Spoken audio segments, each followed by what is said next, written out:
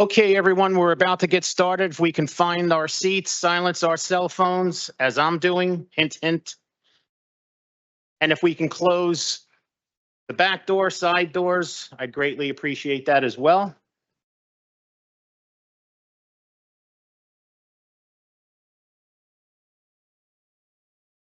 Okay, good evening, everyone. We are on the record. Today is Wednesday, the 26th day of March in the year 2025. This is a regular meeting of the Jersey City Municipal Council. We had a scheduled 6 p.m. start. The clock on my cell phone is showing 6:02 p.m. May we have a roll call for the commencement of this meeting. Councilperson Ridley. Here. Councilperson Prinzary. Here. Councilperson Baggiano. Councilperson Saleh. Here. Councilperson Solomon is not here yet. Councilperson Gilmore. Councilperson DeGise. Councilperson Rivera will not be in attendance tonight, and Council President Waterman. We have 7 council members in attendance at 6:02 p.m. Can we kindly rise for a moment of silence, please?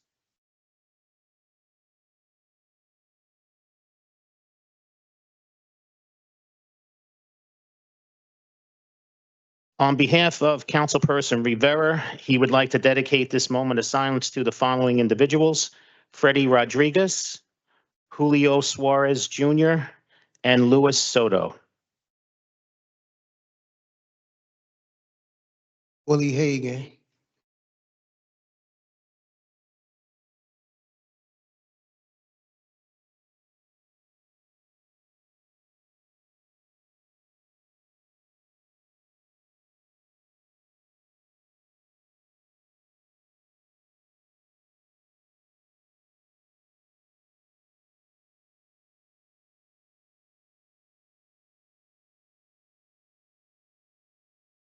Thank you very much. On behalf of Council President Waterman and the members of the Municipal Council, in accordance with New Jersey Public Laws of 1975, Chapter 231, the Open Public Meetings Act, also known as the Sunshine Law, adequate notice of this meeting has been provided by the posting on the bulletin board of the first floor of City Hall, which is the annual notice, the schedule of meetings and caucuses of the Municipal Council for the calendar year 2025, and filed in the office of the city clerk on Friday, November 15th, 2024. In addition, at its time of its preparation, the agenda of this meeting was similarly disseminated on Friday, March 21st, 2025 at 12:08 p.m. to the mayor, municipal council, business administrator, corporation council, and the newspapers, and posted on the city's website, so I can certify as to our total compliance with the Sunshine Law. Before we move on with the regular order of business, council members, as discussed at the caucus, I'm going to need a motion to add item 3.16, City Ordinance 25-044 to the agenda. Motion. I have a motion made by Councilperson Saleh. May I have a second? Second. I'm going to give that loud second to Councilperson Ridley. On the motion to add item 3.16, City Ordinance 25-044 to the agenda, Councilperson Ridley. Aye. Councilperson Prinzary. Aye. Councilperson Baggiano. We just need your mic on too. Councilperson Saleh. Aye. Councilperson Solomon is not here. Councilperson Gilmore. Councilperson DeGise. And Council President Waterman. Motion carries 7-0 to add item 3.16, City Ordinance 25-044 to the agenda with Council Members Solomon and Rivera absent. If you would allow me to read the first readings into the record. Before I do that, as discussed at the caucus, and I'll confirm with the Assistant Business Administrators that we are withdrawing item 3.1, 3.3, and 3.8 from the agenda. Is that correct? Just need you to. That's correct. 3.1, 3.3, and 3.8. That is correct, Sean.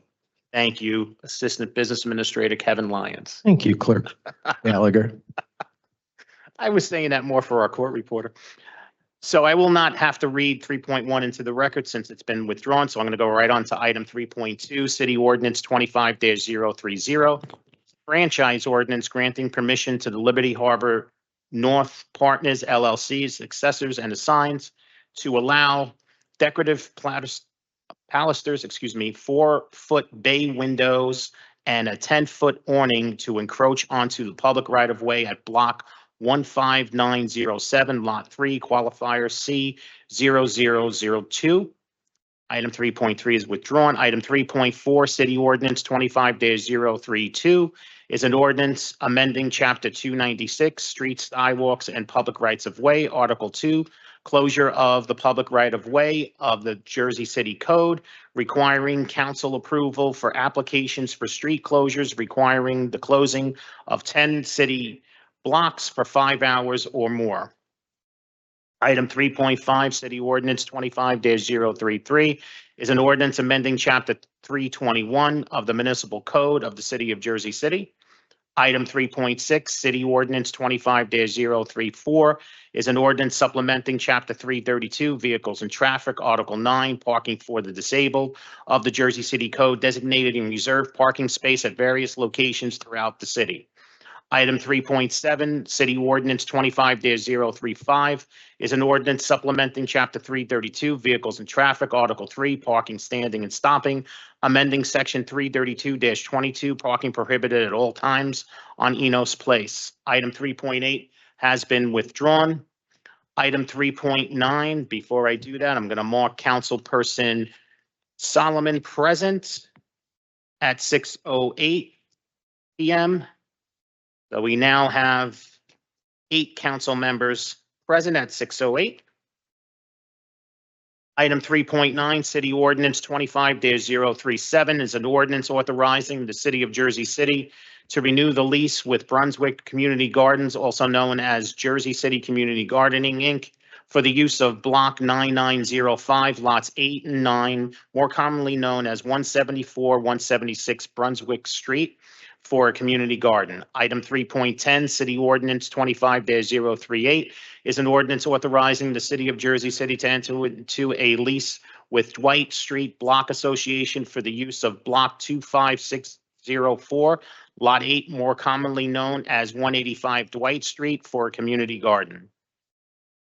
Item 3.11, City Ordinance 25-039 is an ordinance authorizing the City of Jersey City to renew the lease with Greater Neighborhood Alliance for the use of Block 30003, Lot 45, more commonly known as 81 Garfield Avenue, for a community garden. Item 3.12, City Ordinance 25-040 is an ordinance authorizing the City of Jersey City to renew the lease with Mandela Gardens, sponsored by Greater Neighborhood Alliance, for the use of Block 19503, Lot 36, more commonly known as 447 Martin Luther King Drive, for a community garden. Item 3.13, City Ordinance 25-041 is an ordinance authorizing the City of Jersey City to enter into a lease with 167 McAdoo Avenue Condominium Association for the use of Block 26301, Lot 28, more commonly known as 142 McAdoo Avenue. Item 3.14, City Ordinance 25-042 is an ordinance authorizing the City of Jersey City to renew the lease with Ogden's End Community Garden, sponsored by the Riverview Neighborhood Association, for the use of Block 5202, Lot 28, more commonly known as 100 Ogden Avenue. Item 3.15, City Ordinance 25-043 is an ordinance of the Municipal Council adopting amendments to the Chapel Avenue Industrial Park redevelopment plan. And last but not least, item 3.16, City Ordinance 25-044 is an ordinance approving a 30-year tax exemption to JHRC Senior Housing LLC concerning 259 Van Nostrand Avenue, Block 25402, Lot 19, pursuant to the New Jersey Housing and Mortgage Finance Act of 1983 as amended and supplemented by NJSA 55:14K-1 exec and the rules promulgated under NJAC 5:80-1 exec. Council members are going to be taking a vote on Oh, items. excuse me, Sean. Did we get an update on 313? Yes, We do? if you could let Sean over here. 310 and 313 are both, they're not renewals, they would be new leases. Oh, they want to. Start one. Okay, that makes, So we did update the ordinance, the Division of Recycling confirmed with us, so they are updated We updated both ordinances for the McAdoo and for for, Dwight Street. so the condominium association will be managing the garden for, Yes, so council members are going to be taking a vote on items 3.1 through 3.16, with the exception of 3.1, 3.3, and 3.8, which have been withdrawn. Councilperson Ridley, Aye for introduction. Councilperson Prinzary, Aye for introduction. Councilperson Bajano, On 3.16, I'd like a little more information on that. It's a 30-year tax abatement. I'd like to have more information on it. But I'll vote yes for now, aye on, Councilperson Saleh, I vote aye for introduction. Councilperson Solomon, Aye for introduction. Councilperson Gilmore, I vote aye for introduction. I think we're gonna have to have a little more discussion with respect to 3.16. But I vote aye for introduction, saying that as first reading. Councilperson DeGise, Aye for introduction. and Council President Waterman. Aye for introduction. Items 3.1 through 3.16, with the exception of 3.1, 3.3, and 3.8, which have been withdrawn, are introduced 8-0, with Councilperson Rivera absent. Council members, before we move on to the second reading ordinances, I believe we have a special guest with us today, and I believe that Councilperson Prinzary would like to make a motion to defer to item 10.6. Resolution 25-193 is a resolution recognizing Jolie Ariel Morales for successfully passing the Eagle Board of Review. Is that correct, Councilperson Prinzary? That is correct. I'd like to make that motion. Okay, may I have a second on that motion? Second, Second. second, sorry. Somebody was saying something. Second. So the second was made by Councilperson Saleh. On the motion to defer to item 10.6, Resolution 25-193, Councilperson Ridley, Aye. Councilperson Prinzary, Aye. Councilperson Bajano, aye. Councilperson Saleh, Aye. Councilperson Solomon, Aye. Councilperson Gilmore, Aye. Councilperson DeGise, Aye. and Council President Waterman. Aye. Motion carries 8-0 with Councilperson Rivera absent to defer to item 10.6, Resolution 25-193. Councilperson Prinzary, would you like to read the resolution into the record? Absolutely. So this is a resolution recognizing Jolie Ariel Morales Johnson for successfully passing the Eagle Board of Review. Whereas Jolie Ariel Morales Johnson was born and nurtured in Jersey City, and whereas Jolie went to Learning Community Charter School and County Prep High School and is now attending Fairleigh Dickinson University in Madison, New Jersey. And whereas Jolie's Eagle Troop 327 is from Trinity Parish in Bergen Point at 141 Broadway, Bayonne. And whereas in Jolie's time with the Eagle Scouts, she has earned 31 merit badges. And whereas the Eagle Scout Award is the highest and most prestigious rank attainable in the Scouts, formerly the Boy Scouts of America, representing significant achievement and a commitment to leadership, service, and personal growth. And whereas her Eagle Scout project entailed building a free little library filled with books, which was placed outside the gates of 17 School, Joseph H. Bresinger Elementary School. The little library will leave a lasting impact on the community. And whereas Jolie chose this project as she had a love for reading and wanted all to enjoy her passion as well. And whereas Jolie passed her Eagle Board of Review on August 20th, 2024. Eagle is the highest, most prestigious rank in the Scouts program, with approximately 5% of Scouts passing review. So this is a remarkable achievement to reach this rank. Now, therefore, be it resolved by the City of Jersey City and the City Council that we commend Jolie Ariel Morales Johnson for her complimentary civic engagement and leadership skills and wish her all the best in her future endeavors.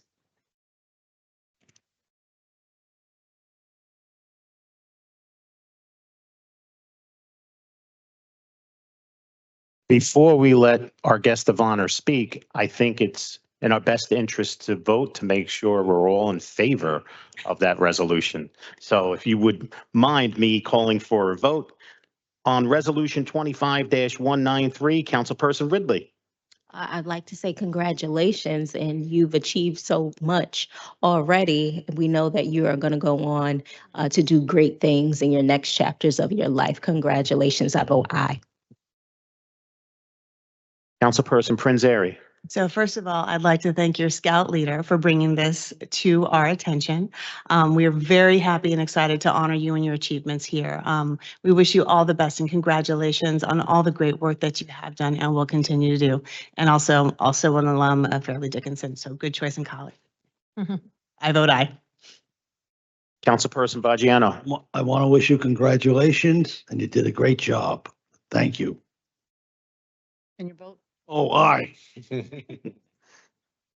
Councilperson Saleh. Congratulations. This is an incredible achievement. As someone who has scout troops in their ward, to achieve the rank of Eagle Scout is like the tippy top when it comes to society, as you being a leader. Like now, when you see a problem, you're going to be the one to fix it, right? When you see someone that needs help, you help them. And we're really going to look to you. You're the future. You're going to, like, Captain America is an Eagle Scout. There are astronauts that are Eagle Scouts. There are leaders in all sorts of industries that are Eagle Scouts. And it's because of their character. And it's a testament to Jersey City, you know, and your family and your troop that you have achieved this rank. So it's not without blood, sweat, and tears, and you made it. So looking forward to everything else that you're going to achieve in your life, because it's going to be incredible. Thank you and congratulations. I vote aye proudly. Councilperson Solomon. Julie, congratulations, an extraordinary accomplishment and a fitting honor, and keep up the great work. I proudly vote aye. Councilperson Gilmore. Congratulations, young lady. Seeing lead to a huge accomplishment. I actually never heard of this, but as I see, it's 5%. I haven't accomplished anything that 5% of the participants were able to do. So congratulations. You have a bright future. I proudly vote aye. Councilperson DeGise. Congratulations to you and the rest of the troop. Thank you for doing what you guys do. Feel free to come back to County Prep at any time and, recruit some new scouts. I proudly vote aye. And Council President Waterman. Congratulations for a job well done, and thank you for caring so others know the importance of reading. I'm quite sure that was a task to get that done. So congratulations, and I proudly vote aye. City Resolution 25-193 is approved 8-0 with Councilperson Rivera absent. Congratulations, Jolie.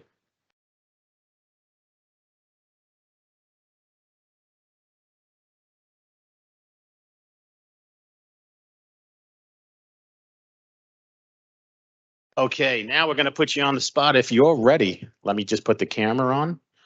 If you would like to say a few words to the council and everybody watching and everybody here, floor is yours.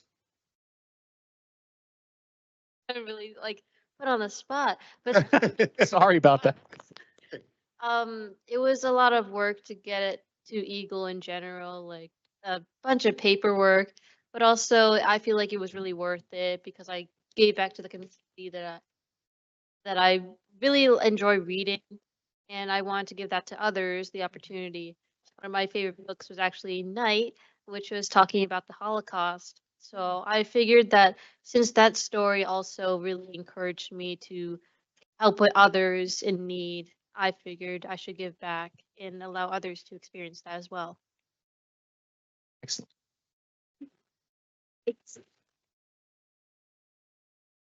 For someone who didn't know what to say, he did fantastic. Oh. So I think the council would like to take a little photo with you before you exit and hand off a nice little resolution for you. Congratulations again.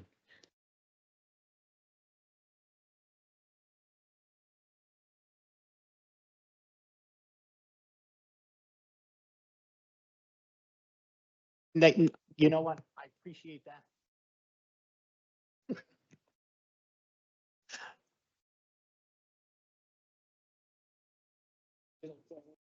Right here.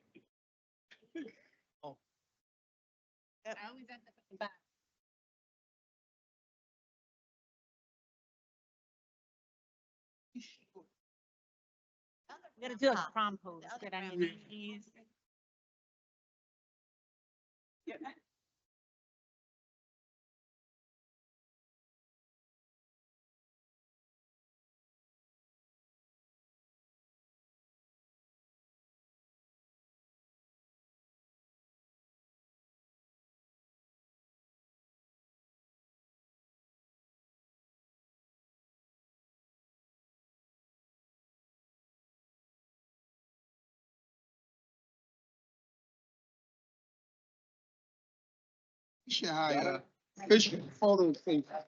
One picture, text it all.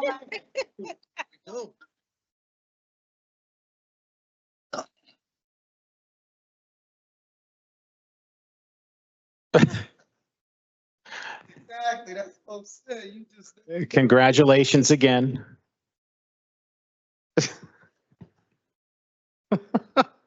I'm not going to even touch that one. All right. On to our regular order of business. We're moving on to our second reading ordinances. Item 4.1, City Ordinance 25-005. As discussed at the caucus meeting, I need a motion to carry this ordinance to the April 23rd council meeting. May I have a motion? Motion? Second. So I believe that motion was made by Councilperson DeGise, seconded by Councilperson Solomon.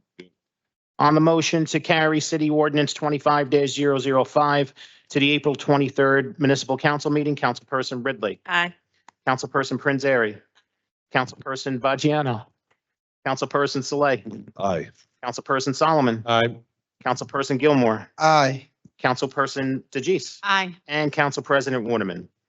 Motion carries 8-0 with Councilperson Rivera absent to carry City Ordinance 25-055 to the April 23rd Municipal Council meeting.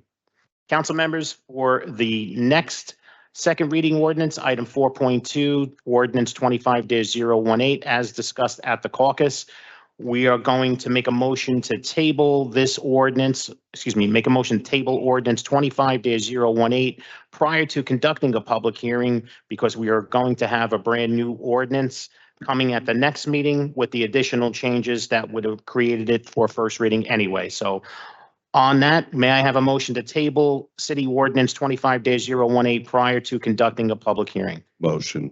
Motion made by Councilperson Saleh. May I have a second? Second. Second by Councilperson Ridley? Yep. Yes? Yes. Okay, making sure. On the motion to table ordinance 25-018 prior to conducting a public hearing, Councilperson Ridley, Aye. Councilperson Prinzary, Aye. Councilperson Baggiano, Councilperson Saleh, Aye. Councilperson Solomon, Aye. Councilperson Gilmore, Aye. Councilperson DeGise, and Council President Waterman. Motion carries 8-0 with Councilperson Rivera absent to table City Ordinance 25-018 prior to conducting a public hearing. On to our next second reading ordinance, item 4.3, City Ordinance 25-025 is an ordinance amending Ordinance 22-089 that authorized the City of Jersey City to accept from 134 Bay Street LLC 3 theater condominium units within the property located at 155 Bay Street, Jersey City, and authorizing the city to accept from 134 Bay Street LLC 1 residential condominium unit at 155 Bay Street. This is a public hearing on this ordinance. Any member of the public wishing to be heard, please come up to the podium and state your name for the record. Second. Motion to close the public hearing on City Ordinance 25-025 was made by Council President Waterman, seconded by Councilperson Saleh. On the motion to close the public hearing on City Ordinance 25-025, Councilperson Ridley, Aye. Councilperson Prinzary, Aye. Councilperson Baggiano, Councilperson Saleh, Aye. Councilperson Solomon, Aye. Councilperson Gilmore, Aye. Councilperson DeJeece, Aye. and Council President Waterman. Aye. Motion carries 8-0 with Councilperson Rivera absent to close the public hearing on City Ordinance 25-025. For final consideration and adoption of City Ordinance 25-025, Councilperson Ridley, Aye. Councilperson Prinzary, Aye. Councilperson Baggiano, Councilperson Saleh, Aye. Councilperson Solomon, Aye.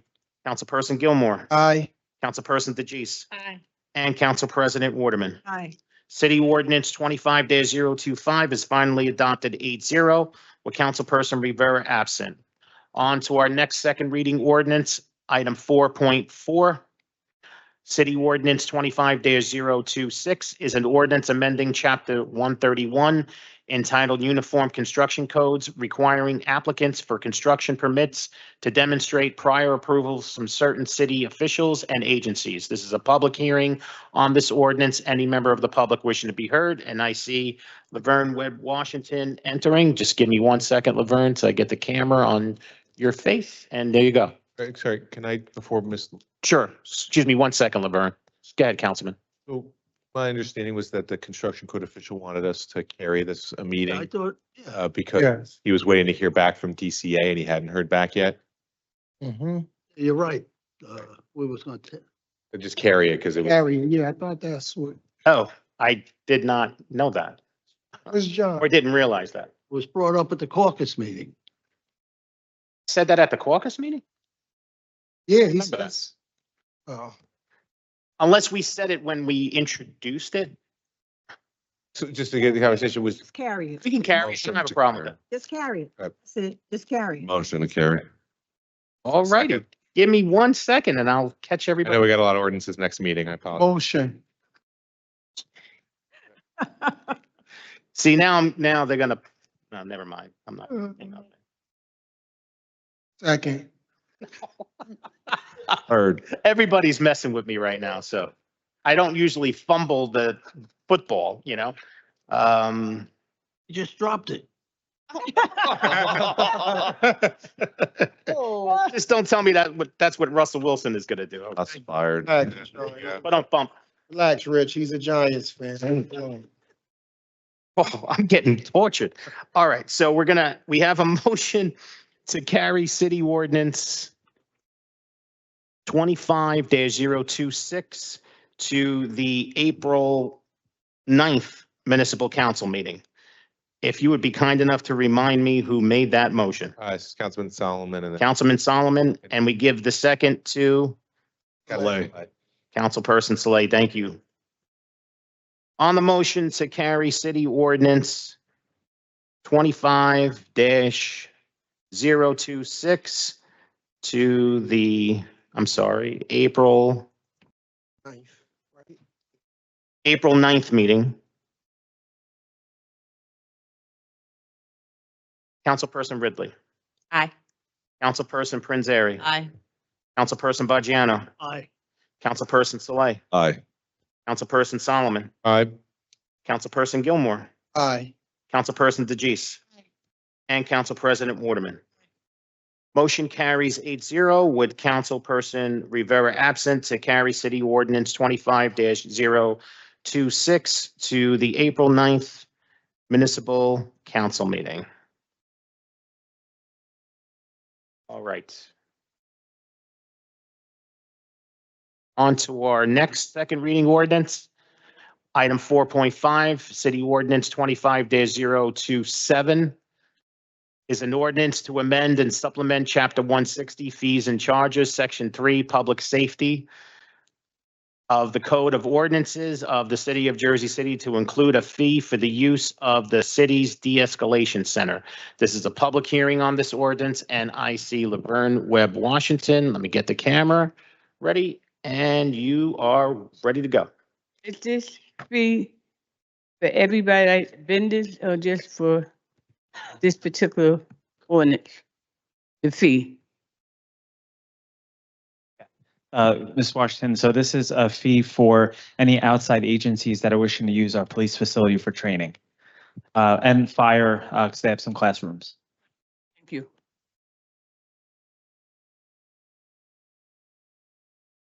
Okay, this is still a public hearing on city ordinance 25-027. Any member of the public still wish to be heard, please come up to the podium and state your name for the record.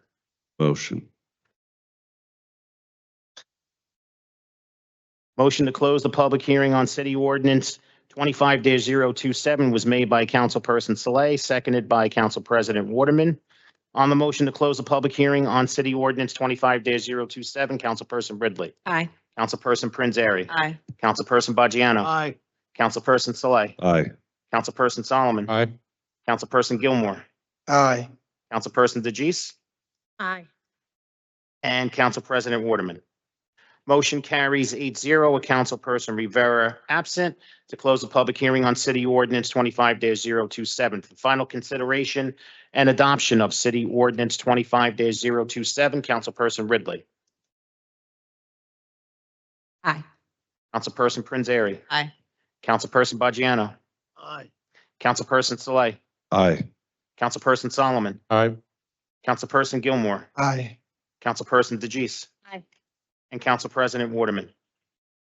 City Ordinance 25-027 is finally adopted 8-0 with Councilperson Rivera absent.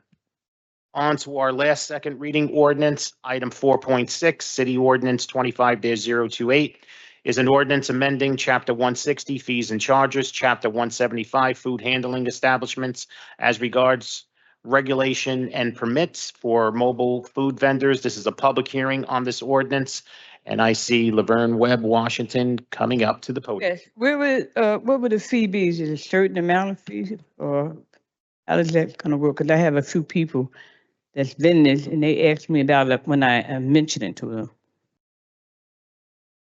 Councilman, the question was, Fees. who does the fee apply to? I know the Sure. So truck vendors. the fee applies to trucks, food trucks that reserve a space in Zone 1.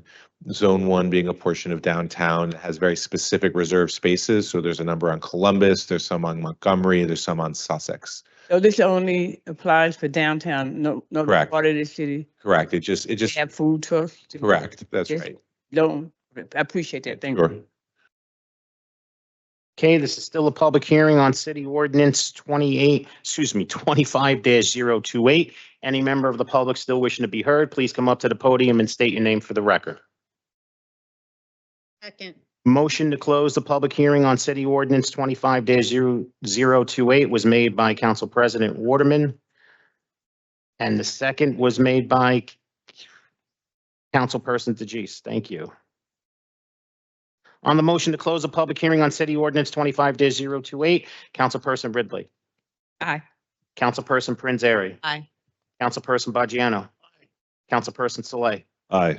Councilperson Solomon. Aye. Councilperson Gilmore. Aye. Councilperson DeJeece. Aye. And Council President Waterman. Motion carries 8-0 with Councilperson Rivera absent to close the public hearing on City Ordinance 25-028. For final consideration and adoption of City Ordinance 25-028, Councilperson Ridley. Aye. Councilperson Prince Airy.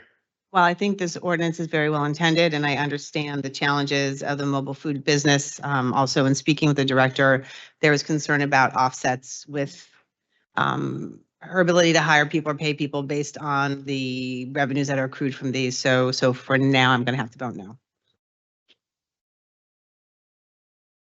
Councilperson Bajano. Aye. Councilperson Saleh. I'm gonna vote aye. Councilperson Solomon. I vote aye. Councilperson Gilmore. Aye. Councilperson DeJeece. Aye. And Council President Waterman. Vote no. And Councilperson Prince Airy, your vote again? No.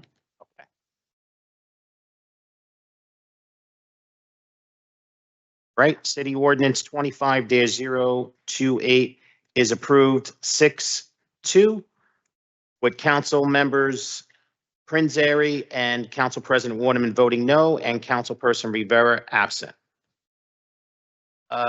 Before we move on to our public speaking portion, we had talked about at the last caucus, I believe, to untable City Ordinance 25-033, which is an ordinance to amend and supplement Chapter 23 Municipal Court, Section 2, the number of judges and terms of the Code of Ordinance for the City of Jersey City to increase the number of part-time judges from 5 to 6. We got the approval, I believe, from our judiciary to move forward with this. So I'm going to need a motion to untable City Ordinance 25-003 from the tabled agenda. Motion made by Councilperson Prinzary, Second. seconded by Council President Waterman. On the motion to untable City Ordinance 25-003 from the tabled agenda, Councilperson Ridley, Aye. Councilperson Prinzary, Aye. Councilperson Baggiano, Councilperson Saleh, Aye. Councilperson Solomon, Aye. Councilperson Gilmore, Aye. Councilperson DeGise, and Council President Waterman. Motion carries 8-0 with Councilperson Rivera absent to untable City Ordinance 25-003 from the tabled agenda. The ordinance was tabled after the close of the public hearing on January 29th because we were waiting that approval, which we received, so we can move forward and we can go right to the final consideration and adoption of City Ordinance 003. Councilperson Ridley, Aye. Councilperson Prinzary, Aye. Councilperson Baggiano, Aye. Councilperson Saleh, Aye. Councilperson Solomon, Aye. Councilperson Gilmore, Aye. Councilperson DeGise, and Council President Waterman. City Ordinance 25-003 is finally adopted 8-0 with Councilperson Rivera absent. Before we move on to our public speakers, I believe our council president has to leave the meeting due to a scheduling conflict. So with that being said, Council President, I would like to take your vote on the remaining items on the agenda. We also have to invert the order of business to approve the resolutions prior to the claims. So Council President, I'm going to take your vote on the resolutions. I'll take it nice and slow. Hey, Sean, before, Yes. Council President do that, I just want to, ask the BA or legal, with regards to 1020, I don't know if it's a typo error, but it says that they're going to be performing these psychological evaluations, 16 for 24,000, but then it drops to the bottom and say it's going to be 30 for 51,000. So I'm trying to figure out where's the differential in 3,000, because if you're doing 16 for 24,000, subsequently you should be doing 30 for 48,000, but it's have 51,000. Is there anything else included that we're missing? Because it's a $3,000 differential.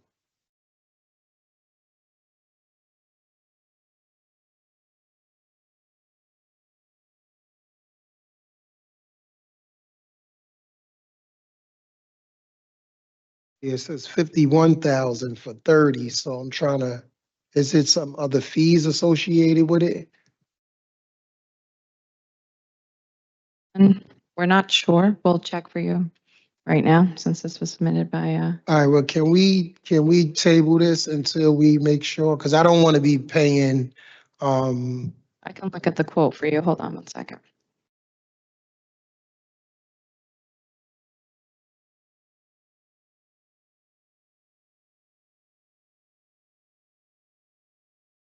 Yeah.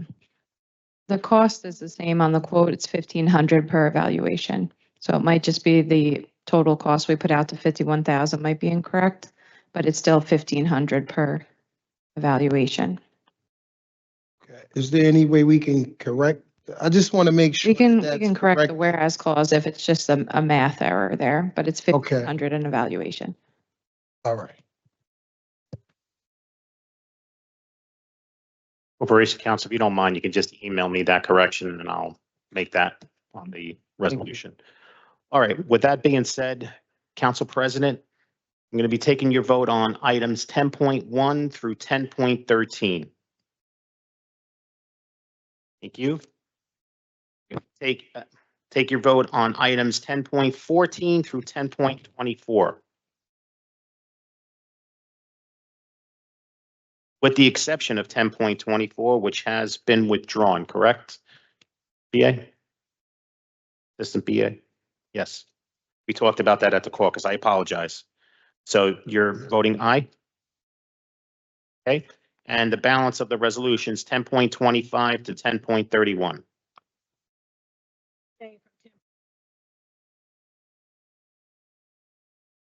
Okay. Thank you. And then just your vote on claims and addendum number 1. Council President, thank you so much. Sean, we can have, You may be dismissed. I like yes, saying we that. can have Woman Ridley, sit here and Joyce seat. That way we Sure. can, make sure. Council President Pro Temp will now take over. Thank you, Sean. No, you guys, come on. You have to come. That's where the gavel's at.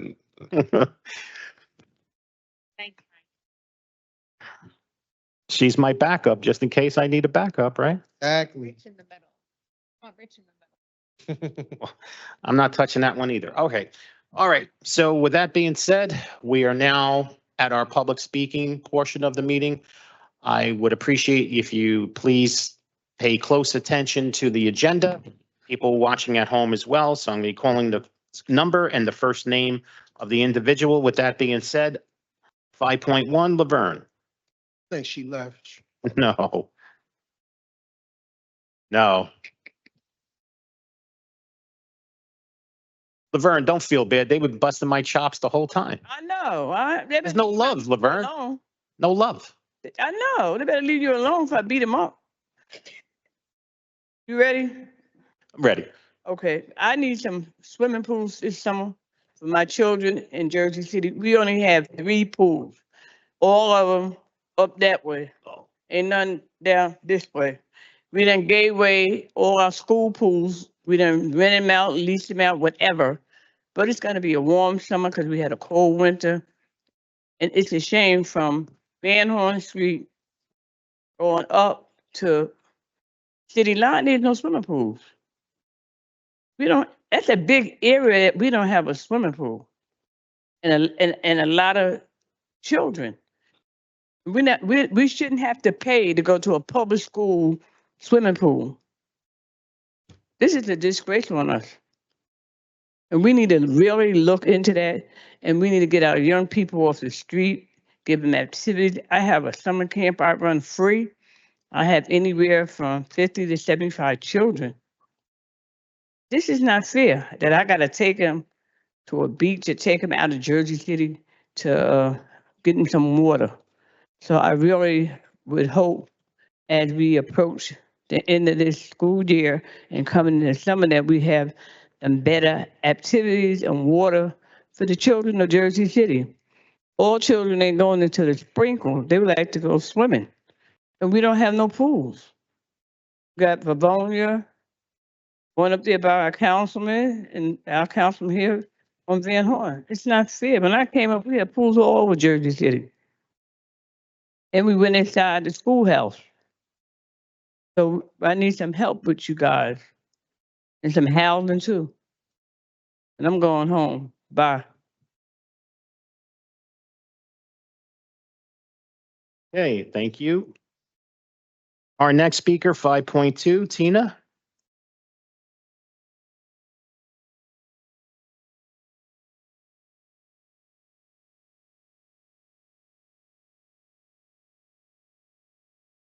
Hi, my name is Tina. Yes, I work for Education at Gilmore, but I'm speaking upon myself, Tina Knowles. Justice for Drew! Justice for Drew!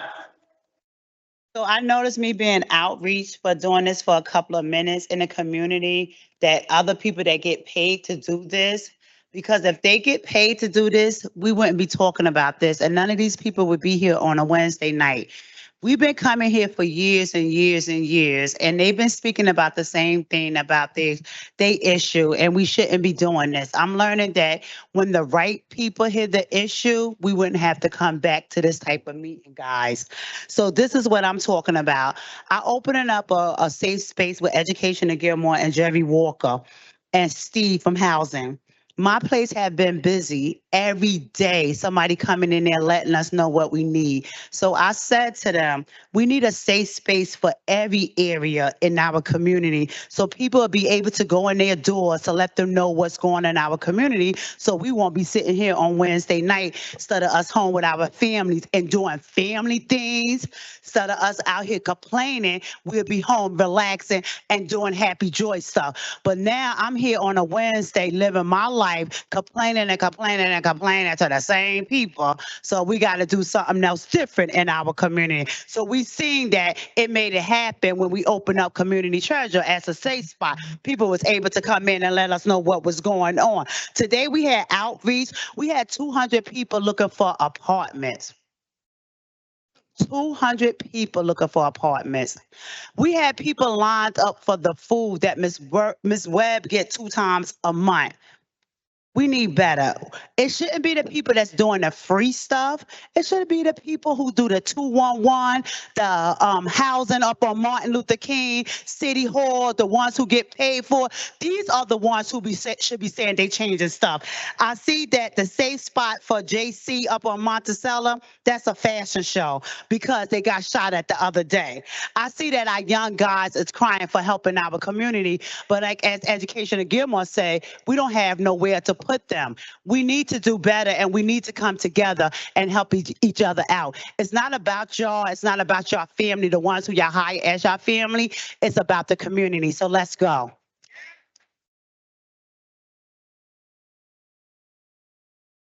Okay, our next speaker, 5.3, Edward.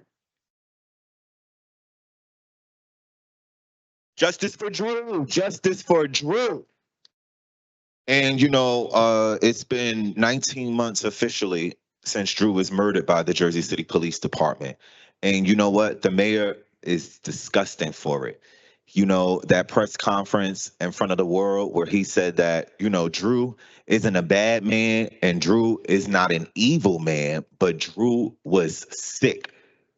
If you take a moment out of your day, out of your time to rewatch the videos that was released to the public, you'll see that the police director Shea said that Drew was having an issue with his breathing. They thought that there was something wrong with Drew, and so they kicked the door in. But if you watch with your own eyes, you'll see that Drew was standing up on his own 2 feet, breathing and well, although he was armed. Although Drew was armed, shot simultaneously while being tased, and it's inhumane. This is the hill that I'm willing to die on. No one will be able to escape this. I'm no blood relative of Drew. I'm just a community member. And we are hurting out here. Since then, what has the family deserves justice. And what does justice look like? A mayor that gives a crap about us. A mayor and a city council, then rather than, the Kushner Towers, housing for us, support for mental health services, support for nonprofit organizations to deliver a new vision of community policing for our community. You guys voted for that museum. You put that on our backs. Shame on you. That is the harm that you do here against us. It's the policy. What could we have used that money on? How much better could we have been served? And now, many of you come before us seeking re-election support. Heck no. The audacity. The audacity. And so what the civic engagement rates are in the garbage. We got to do our job and let everybody know who's willing to participate, that those of us who are undeserving are very much so undeserving. Thank God, Tina, thank you for your work. Do you have any idea what goes on out there? How many people are houseless? How many people feel neglected? How many resources aren't available? for domestic violence victims, for veterans. Do you understand the calls that we get? You want to know what people think about the police? Where are you? Justice for Drew, justice for us all. Our next speaker, 5.4, Gina.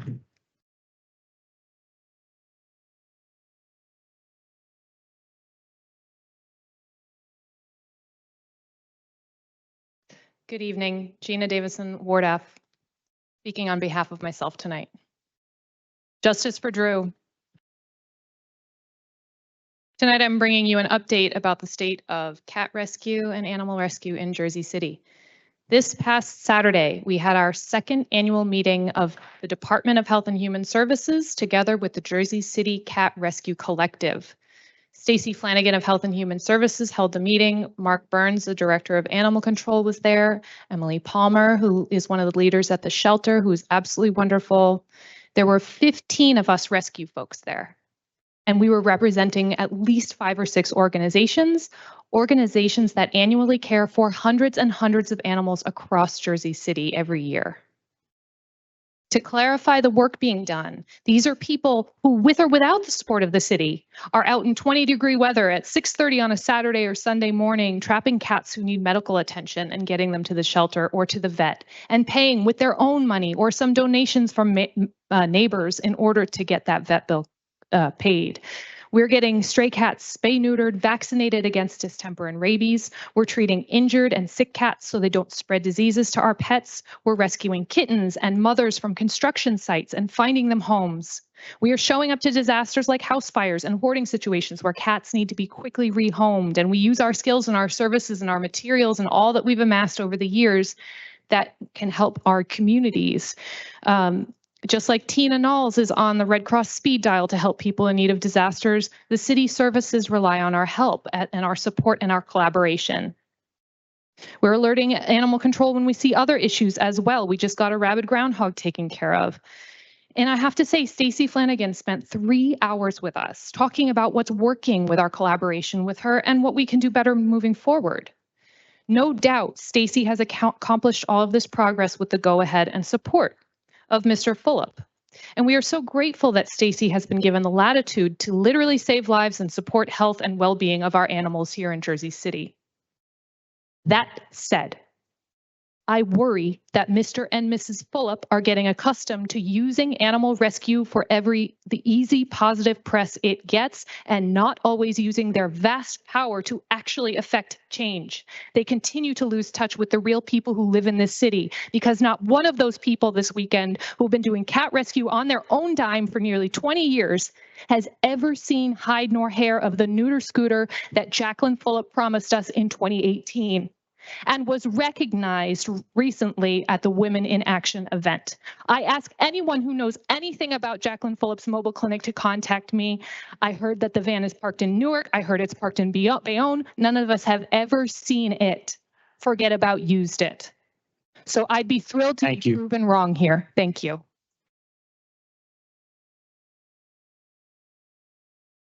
Our next speaker, 5.5, Ryan. Is Ryan here? No? Ryan is not, see him. Okay, thank you. 5.6, Anthony.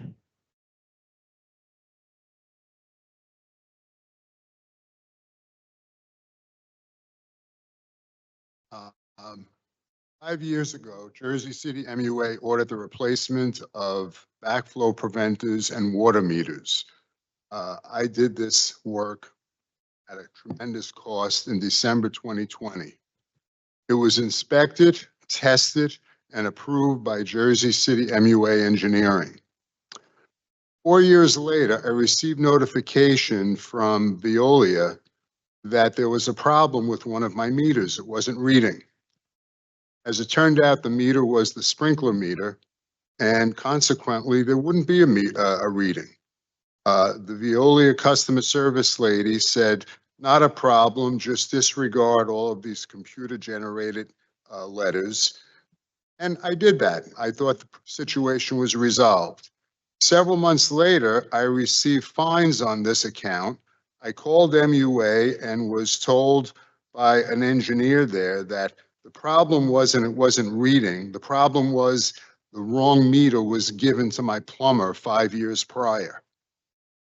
I gave this job of replacing the meter to the sprinkler company that handles the sprinklers in my building. He later told me that he was unable to do it because you had to be a licensed plumber to exchange a meter. On the same day that this occurred, which was December 6th of 2024, I received a letter in the mail from the tax office stating that my building was being sold at tax lien auction. I was frightened to death, and I swear to God, I thought I was having a heart attack. I tried to correct this harassingly inconceivable reaction to a mistake made by Jersey City MUA, but to no avail. 2 days before the auction, I paid the tax office the fines involved, which were $4,902. Following day, I was finally contacted by an MUA finance person telling me that I shouldn't pay the fines. At that point, I told him I paid the fines. I had to. I couldn't trust that you people would do anything about it. He was pretty miffed about that. Based on his reaction, I assumed the fines would be rescinded, and he mentioned some type of credit to cover the payment I made. After this contact, I never heard from him again, and he never returned my calls. I reached out to the mayor's office and to Councilman Salay's office, and they have been very kind and supportive, but no resolution has occurred. This entire experience has caused me a great deal of anxiety and stress to the point of believing I was having a heart attack on the day I received the tax. Thank you, Anthony. Your time is up. Anthony, my aide is right over here. We've reached out to Joe Cunha twice, and we're going to reach out to him a third time, okay? And let him know you came to the council meeting and it needs to be resolved. All right. Thank you. Our next speaker, 5.7, Kevin.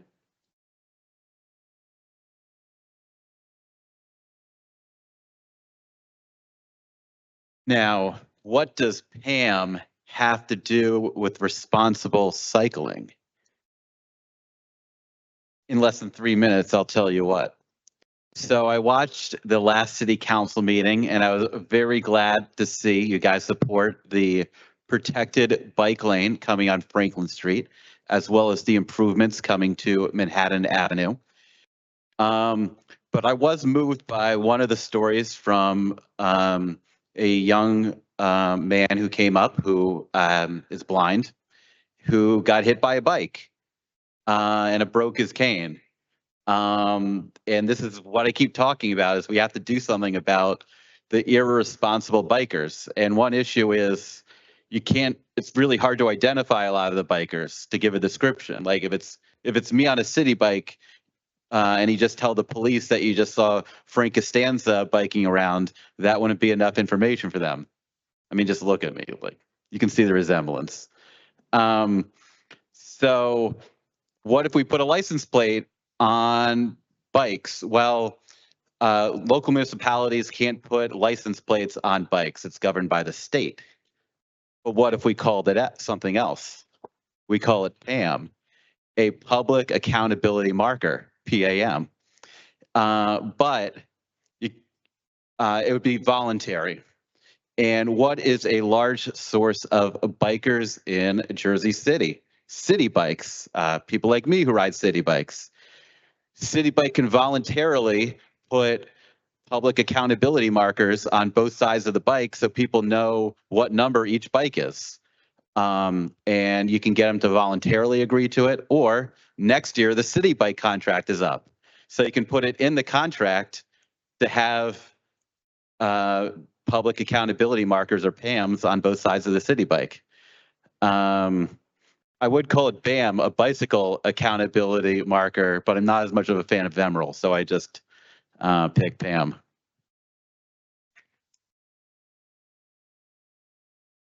You endorsed by Pam? Our next speaker, 5.8, Lucy. Is Lucy K here? No? Okay.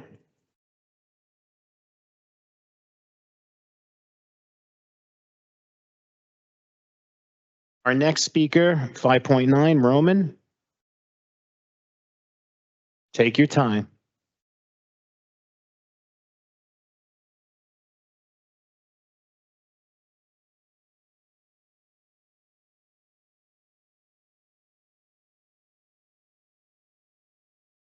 First off, thank you, Kevin, for mentioning me and justice for Drew people. Well, I came on behalf of myself and the blind community here. I just wanted to raise an awareness about the street walking and street crossing and how they're not audible in almost every street in Jersey City. It just bothers me as a blind guy to, bothers, and I'm afraid to cross the streets because we do not know if the light is red or green, and the vehicles are crazy, and I and many of the blind people like myself, feel afraid to be on the road if something would hit us or break our cane like the bicyclist what he did. So I just wanted to ask the councilman here if there is anything we can all do regarding the auditory signals. And I also like to thank Councilman Bergiano, who is fighting for the people and just the work he's doing, and everyone else. Thank you, guys.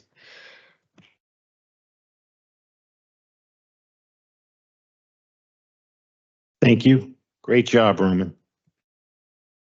Our next speaker, 5.10, Robert Allen. Robert?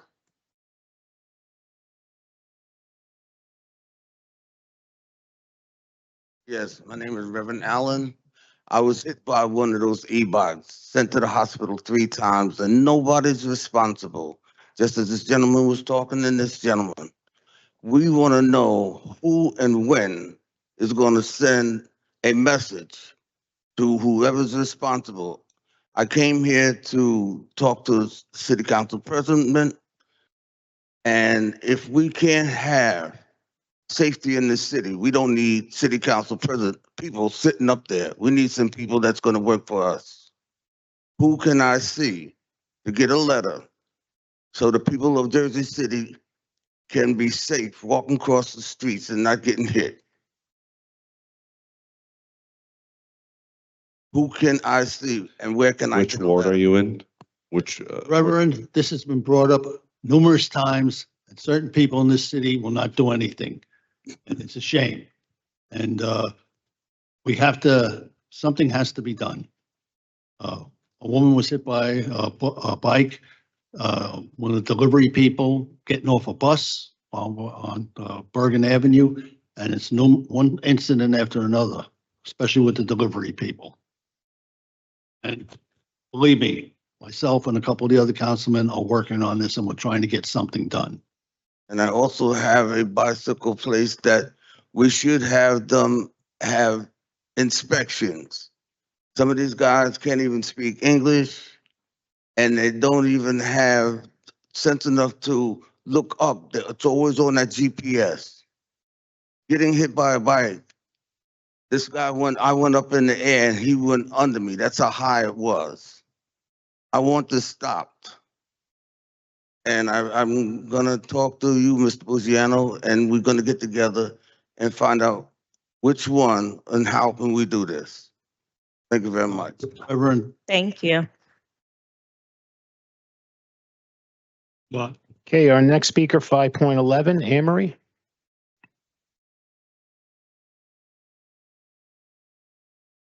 Anne Marie Nazaro, Our Lady of Sorrows Parish, and Jersey City Together Public Health, Public Safety Committee.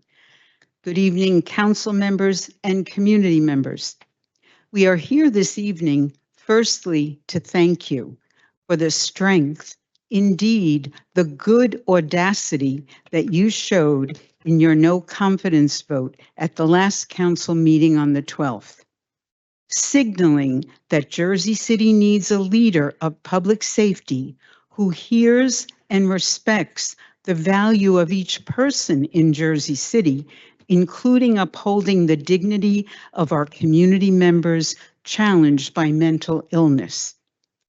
In December of 2023, we of Jersey City Together sat with council members at a conference table here and also a public safety department representative. He was Nicola Flores. We were discussing how to reformulate the request for proposal to develop a gold standard program for the response by police and behavioral health outreach in crises involving persons with mental challenges.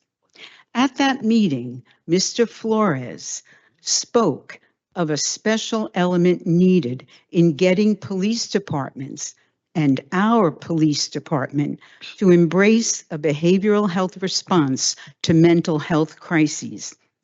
He said that culture change was needed. A change in the department's philosophy and approach is what was critical to bringing about a good behavioral health response program. That is an excellent guiding principle for us to think about as we deliberate on how to finally deploy $1.2 million budgeted for a behavioral health program in Jersey City by Jersey City.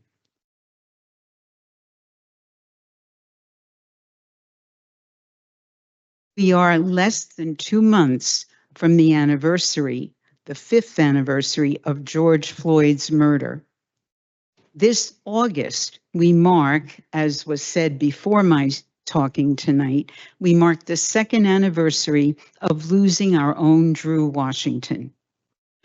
Please mark these anniversaries by spending this money strategically and honorably in Drew's name. That's justice for Drew. Thank you. Thank you.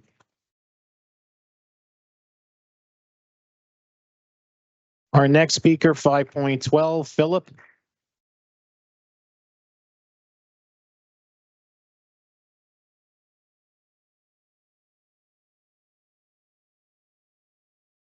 Good evening, members of the City Council. My name is Phil Carrington. My issue today is taxation without representation. In 2022, I made an application to the Division of Cultural Affairs to do a cultural business. I was vetted. I meet all the requirements, paid all the fees, received my permit, license, and on the day of, the police was called. I was informed that they were called to disrupt the business by Director Christian Goodman and Deputy Director William O'Donnell.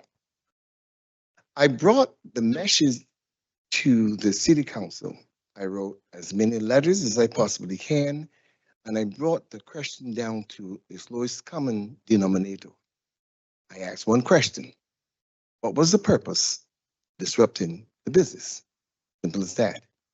No one in the city answered the question.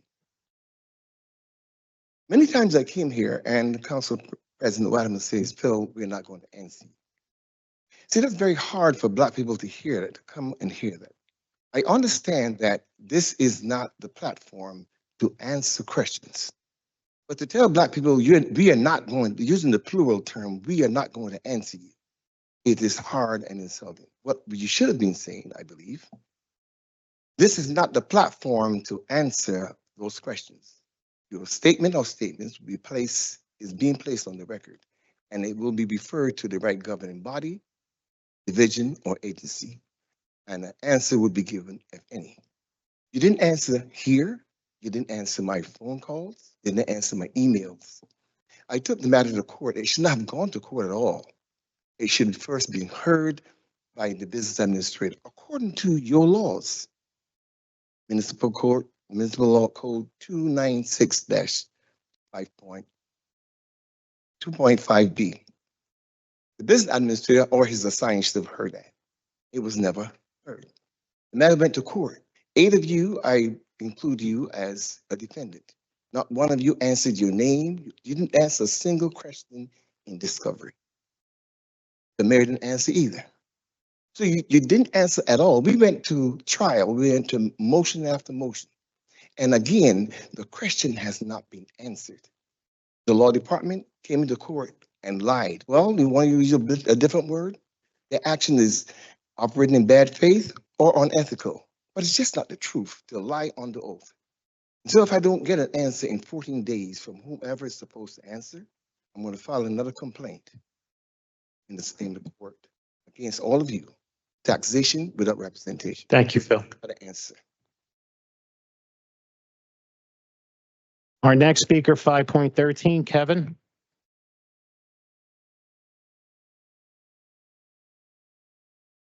I would definitely say Kevin's always here. Apparently, and I always will be. It's not a bad thing. I'm not saying it's a bad thing.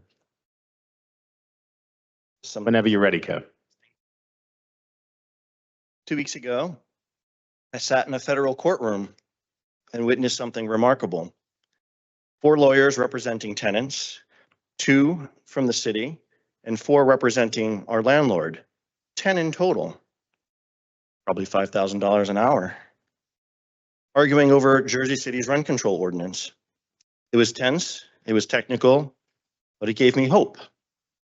Why? Because every legal team there, even equities, made it clear that tenants are going to win. The legal walls are closing in on any attempt to pretend rent control doesn't apply. And after the city's legal team noted that what we say here isn't always appreciated, the judge emphasized our right to speak in this chamber and also to petition our government. That really mattered. I want to thank our tenant legal team who continue to represent us with depth and clarity. I also want to sincerely commend the city's attorneys, Mr. John McKinney and Mr. Philip Edelman. They didn't just defend the ordinance, they defended our rights. Even when our private WhatsApp groups were brought up, that moment mattered and it really stood out. We really thank you for that. And yes, I even want to thank and acknowledge the landlord's legal team. They had the hardest job by far. For example, they argued that a building constructed 2 years before a redevelopment plan was approved was basically almost the same as being built after the redevelopment plan was approved. The argument went something like this. If Earth is 4 billion years old, then 2 years ago is practically tomorrow. Honestly, it was comforting. It showed us they're running out of arguments that don't result in laughter in federal court. Outside the courtroom, equity acts like a bully, ignoring the law and misrepresenting rent control status to tenants. But in front of a federal judge, their posture looked more like awkward dancing. What's frustrating is what's happening outside the court. The judge took the ordinance seriously. Why don't the city departments? The landlord identity disclosure law remains unmet. Required certificates contain outdated or false information. To my knowledge, the 2025 rent rolls still haven't been filed well past the deadline. Emergency systems misfire. There's no resident superintendent. The law demands daily fines, rent reductions, enforcement, but we have seen none of it. Several of us sat in that courtroom and listened closely. Not once did the judge suggest this city should tolerate the violation of its own laws. Later tonight, you'll hear something new in this chamber. Audio from a real emergency call placed by someone who has been before you over 100 times. Maybe if you experience some of what we experience, you'll finally act. Thank you. Our next speaker, 5.14, Sylvia. Good evening. My name is Silvia Lu. I am serve as a VP of the Tenant Association of the West Tower at Portside. I'm not here to talk about court timelines. I'm here to talk about what's happening today and tomorrow, and it has been happening every single day. More than 1,000 violations per day are occurring in our building. We have 527 units at Portside. Today, every unit is in violation due to the landlord failure to file the 2025 rent roll, a requirement that was due on March 3rd. Every unit is in violation of ongoing failure in landlord identity disclosure, expired or incorrect certificated when they are posted. Every unit is in violation because there is no uniform security, and every unit is in violation for lacking of resident superintendent, another legal requirement. There is 1,000 of violation today and yesterday and the day before. This is a systemic lawlessness, and no one in the city has done a thing about it. Meanwhile, tenants keep turning over. Our association membership continuing to change, not because the people doesn't care, but because they cannot hold on any longer. While the city stands still, tenants are being pushed out. Council Gilmore, this is happening in Ward F. We need our councilman to show us that this level of non-enforcement will no longer be tolerated. Madam President Waterman and Councilman Solomon, you are both asking voters to trust you with the power of the mayor's office. Then show us what you are doing with the power that you have already. The question tonight is about what the court will eventually rule, is about the city is allowing clear, daily enforceable violations to go completely unaddressed. Thank you, and we are done our part. It's time for the city to do. Thank you. Thank you. Our next speaker, 5.15, Jessica. Council. So I was one of the people in the courtroom 2 weeks ago when the city of Jersey City stood up in federal court to defend the rent control ordinance. I want to say that the city's lawyers did an outstanding job. Thank you for that. You defended the ordinance with confidence and clarity, and you made it unmistakably clear that this law matters and it's worth defending. And that courtroom felt like what government is supposed to be, what it feels like to actually be heard, and for people to say the same things you are, which is affirming in the realm of a lot of gaslighting that we've been getting. That's what makes what's happening outside the courtroom even more difficult to understand. Because if your legal team is capable of defending the ordinance that well in federal court, and they are, then we can only assume that they are also advising the rest of the administration with the same clarity. So why is that law being ignored in practice? We're not asking for the city to interfere with court proceedings. We're asking it to enforce the law today, the parts that aren't in dispute. When the city fails to act on missing rent rolls, missing certificates, missing superintendents, plural, and missing security, that's not waiting on the courts. That's just choosing to not enforce the law. One of the first times we stood in this chamber, President Waterman told us you didn't want to hear about staffing or budgets being a constraint. You said you wanted to see something get done. This is your chance because, as your own corporation counsel has said, this ordinance is self-funding. With $2,000 per day per tenant in fines, there is no version of enforcement that Jersey City can't afford. In fact, it implies you're looking away for another reason. So if it's not about time and it's not about money, then what is it about? Council, this city's legal team proved in court that this ordinance matters.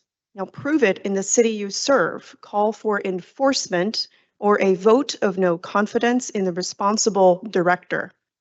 Thank you.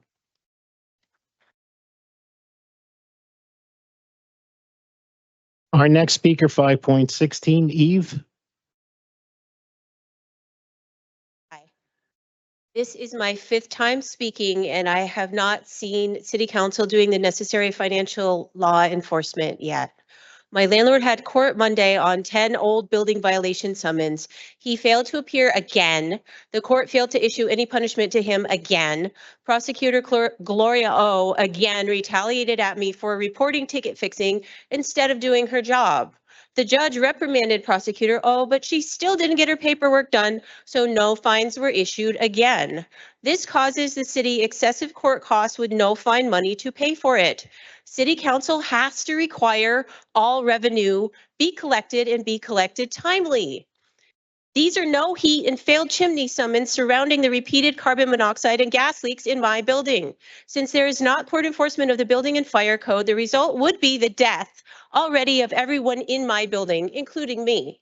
Councilperson Solomon Gilmore and Baggiano have made efforts to assist, but since they are still outvoted by other council members who refuse to act, my landlord still ignores the inspectors because the court taught them to harass me and ignore the law.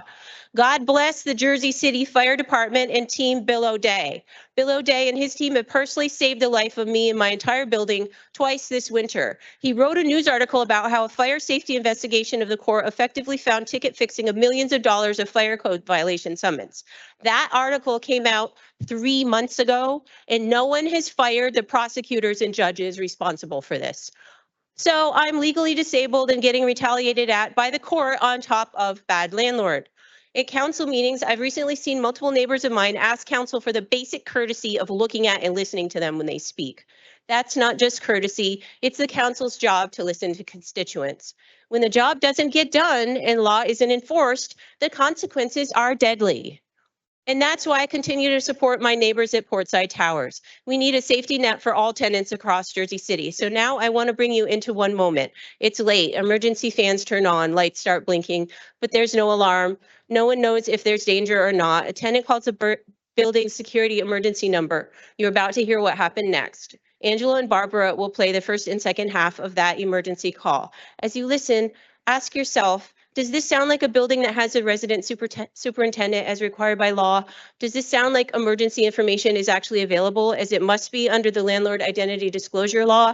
The answer is no. So what does it take to get the law enforced? Thank you. Our next speaker, 5.17, Angelo.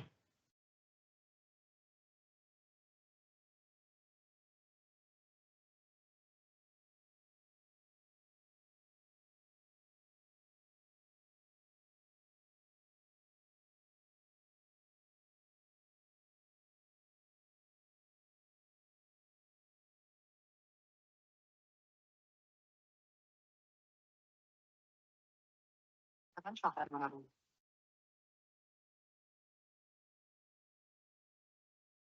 for your call. Our office is currently closed. For the most up-to-date office hours, please visit our website at equityapartments.com. If you have a routine maintenance request or you would like to leave a message for the business office, please press 1. If this is a maintenance emergency, please press 2 to be connected to our emergency service dispatch team.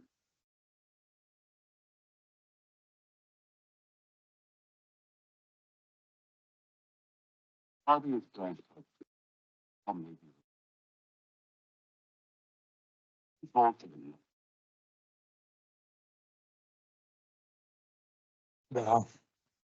Thank you for calling 45 Towers Apartment.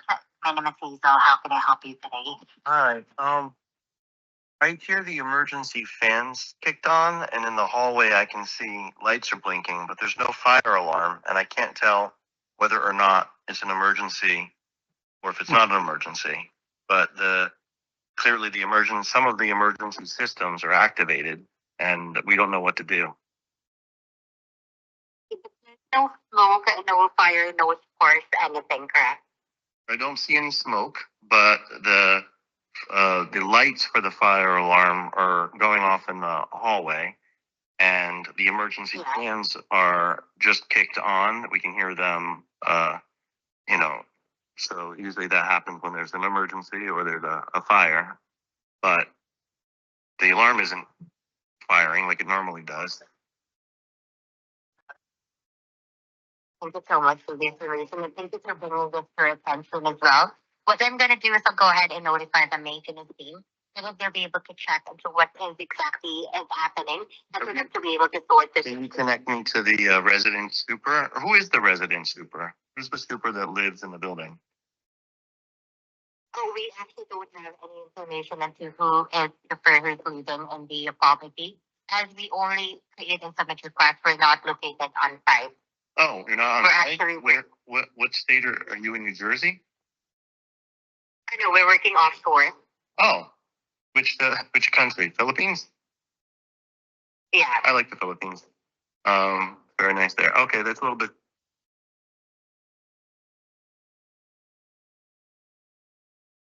I'd like to also peacefully address the homeless issue that we have here. And there's too many professionals that don't. Time is up. Thank you. Our next speaker, 5.18, Barbara.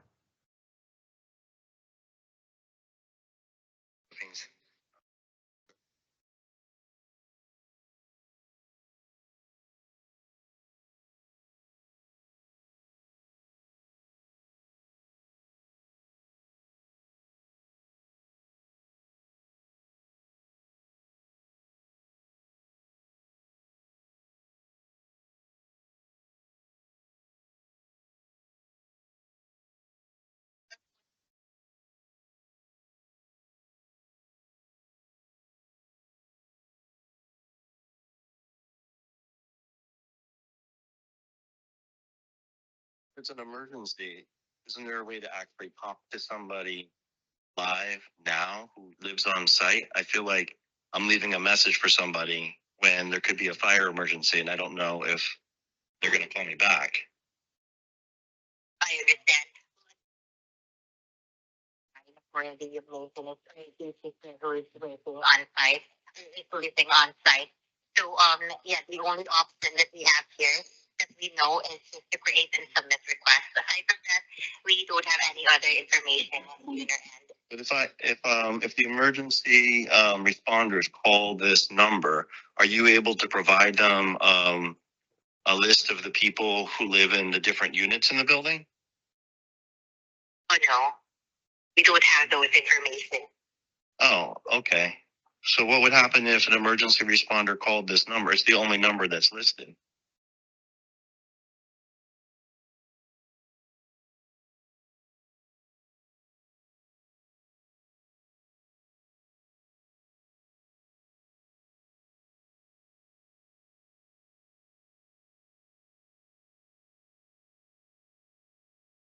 Will somebody call me back?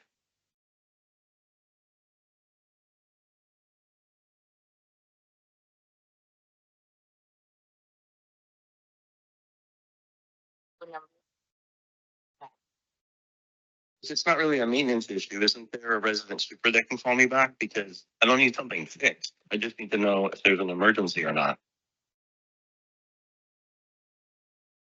You will be the one that's going to provide the information. And who will be the one that's going to access what. Okay, I understand. All right, I'll wait for someone to call me back.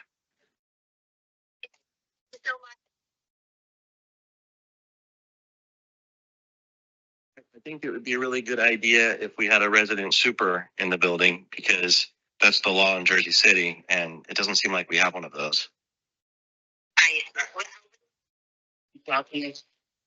So much for the information. Thank you. Our next speaker, 5.19, Mark. Good evening.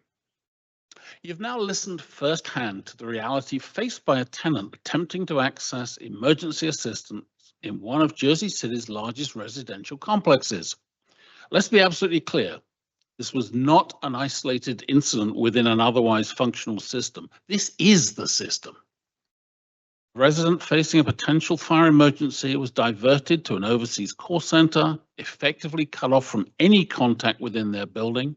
No emergency contact, no on-site super, only confusion and the sterile drone of hold music. I must remind this council of the clear mandates set forth by NJSA 46-8-23 and Jersey City 260-3J. These statutes unequivocally require full compliance with landlord identity disclosure laws as a prereq for any legal rent increase. Full compliance is not a matter of interpretation. The laws demand accessible emergency contacts, local names, and individuals readily available to respond to immediate crises. The recording you just heard was not merely unsettling, it was a blatant violation of the law. And yet this landlord continues to be permitted to raise rents, to collect full payment for services that are demonstrably not being provided. It's not a singular oversight, it's a systemic pattern, a pattern that's been documented and presented to this council for years. If the City Council fails to act decisively on the evidence you have now personally witnessed, what message does it send to every landlord who's been observing your inaction? What precedent does it establish for the safety and well-being of our city's residents? As an aside, do other buildings in Jersey City have this kind of issue with landlords blatantly disobeying the law? I've lived and rented in Jersey City for the last 25 years, and I've never even heard of anything like the Portside scandal. Please make sure that Portside follows the landlord identity statement and the provisions for uniform security. Thank you.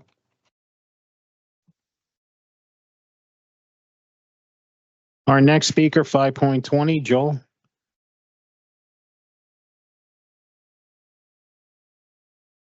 After listening to that recording a few minutes ago, I don't know how anyone can claim that Portside Towers is in any way compliant.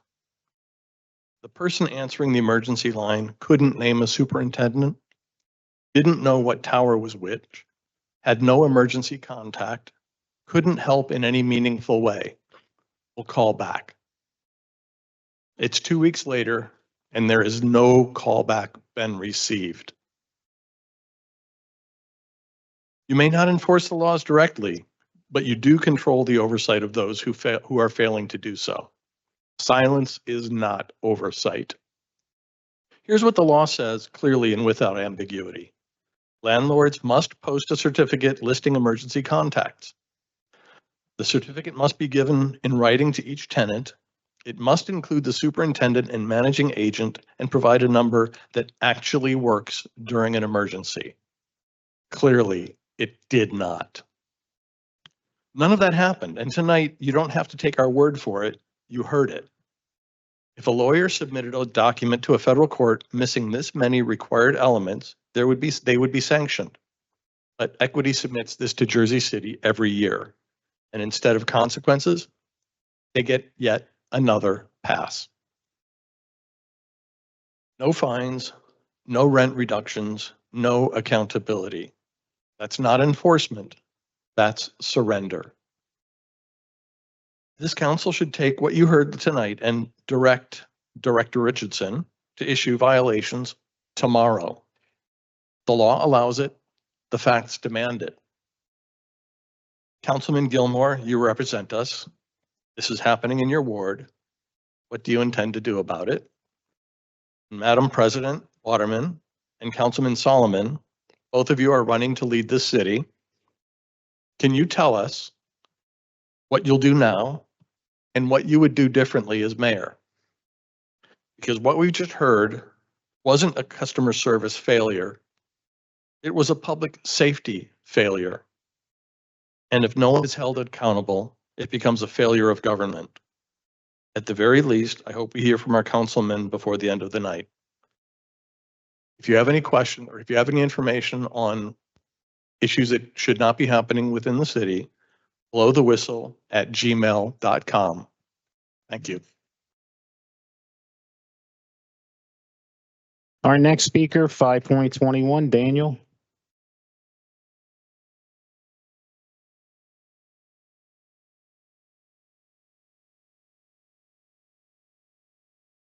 Back in January of 2016, Donald Trump said, quote, "I could stand in the middle of Fifth Avenue and shoot someone and I wouldn't lose any voters." He was 100% right. He's a convicted felon with loads of criminal charges against him, yet he's the most powerful person in the country, so he can do literally whatever he wants with no accountability. We've all seen that in the news. Unfortunately, the same lack of accountability is occurring right here in Jersey City. If Equity Residential were a person, they could stand right outside at the corner of Grove Street and Montgomery and shoot someone, and they wouldn't be held accountable. You all unanimously adopted an ordinance last June stating that dwellings with 100 or more units, such as ours at Portside Towers, must have at least one uniformed security guard on the premises 24/7. It's been 9 months since then. We don't have uniformed security. A bullet pierced a child's window in our building, and that child's mother cried right where I'm standing in front of you all, begging you all to fix this. And an attacker came into our building last November, leaving a trail of blood. And yet, Equity is still refusing to provide us with uniformed security, I assume because they don't want to pay for it, and the city is letting it happen. The same goes for an on-site superintendent, as you just heard in the recording. The ordinance of Jersey City states that buildings such as ours must have an on-site superintendent who we can contact immediately in the case of an emergency, such as when there's a potential fire, or such as when there was a fire and a flood in one of our buildings last year. But we don't have an on-site superintendent. Equity doesn't want us to have one, despite the law saying that we must have one, because they know they can get away with not having an on-site superintendent, because they know that the Jersey City government doesn't want to hold the large corporate landlords, such as Equity Residential, accountable. You just heard the recording. I really don't know what else to say here. You all can collectively fix this. As Joel just said, you can tell Shiro and Richardson to enforce daily fines. You guys can fine Equity every day. It'll make the city a bunch of money, and it can help fix this problem that we keep coming to you guys for. Not all of you may want to do that. It might not be in your political interest to do so, but you all can fix this. And I give a lot of credit to Councilman Gilmore, who hasn't been shy about publicly calling out this administration. And I believe that if all of you had as much political courage as he does, we wouldn't be standing here right now. Thank you.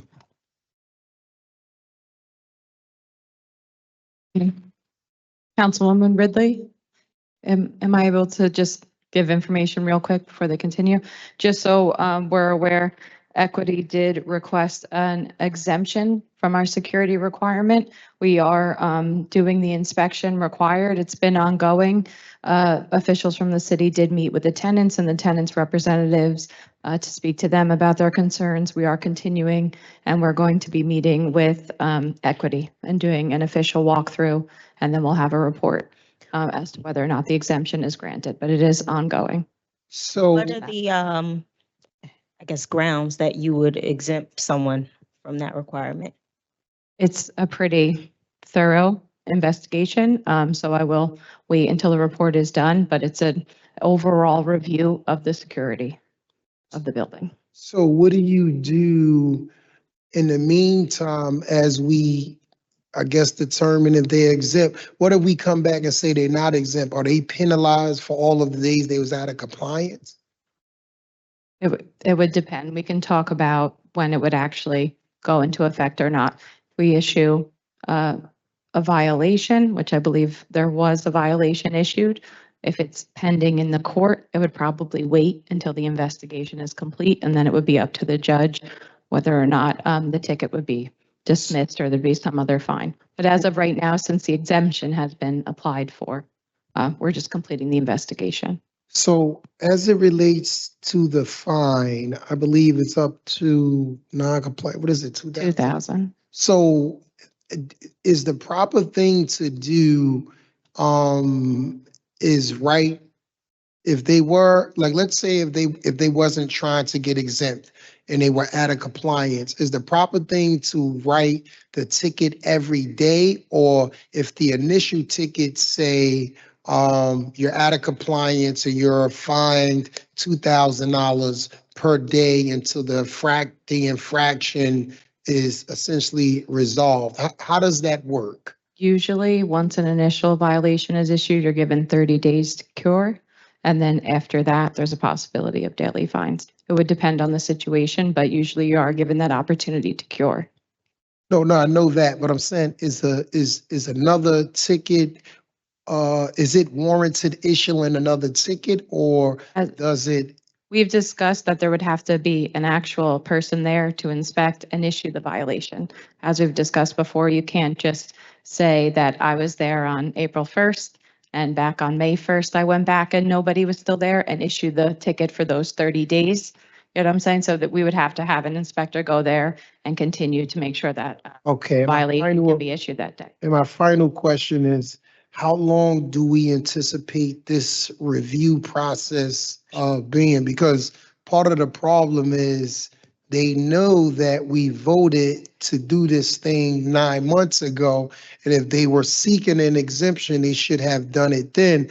But I mean, if you guys are just taking it into consideration, odds are they just submitted an exemption. So how long do we anticipate this going on? I know there's a meeting scheduled for next week Next week, there's a meeting. with the landlord to do the official walkthrough with the landlord as well. Is there any way we can have any part of that, or should we be out of, like, what I is? would not want you to be there. Just let them meet with the landlord, just as they met with the tenants as well.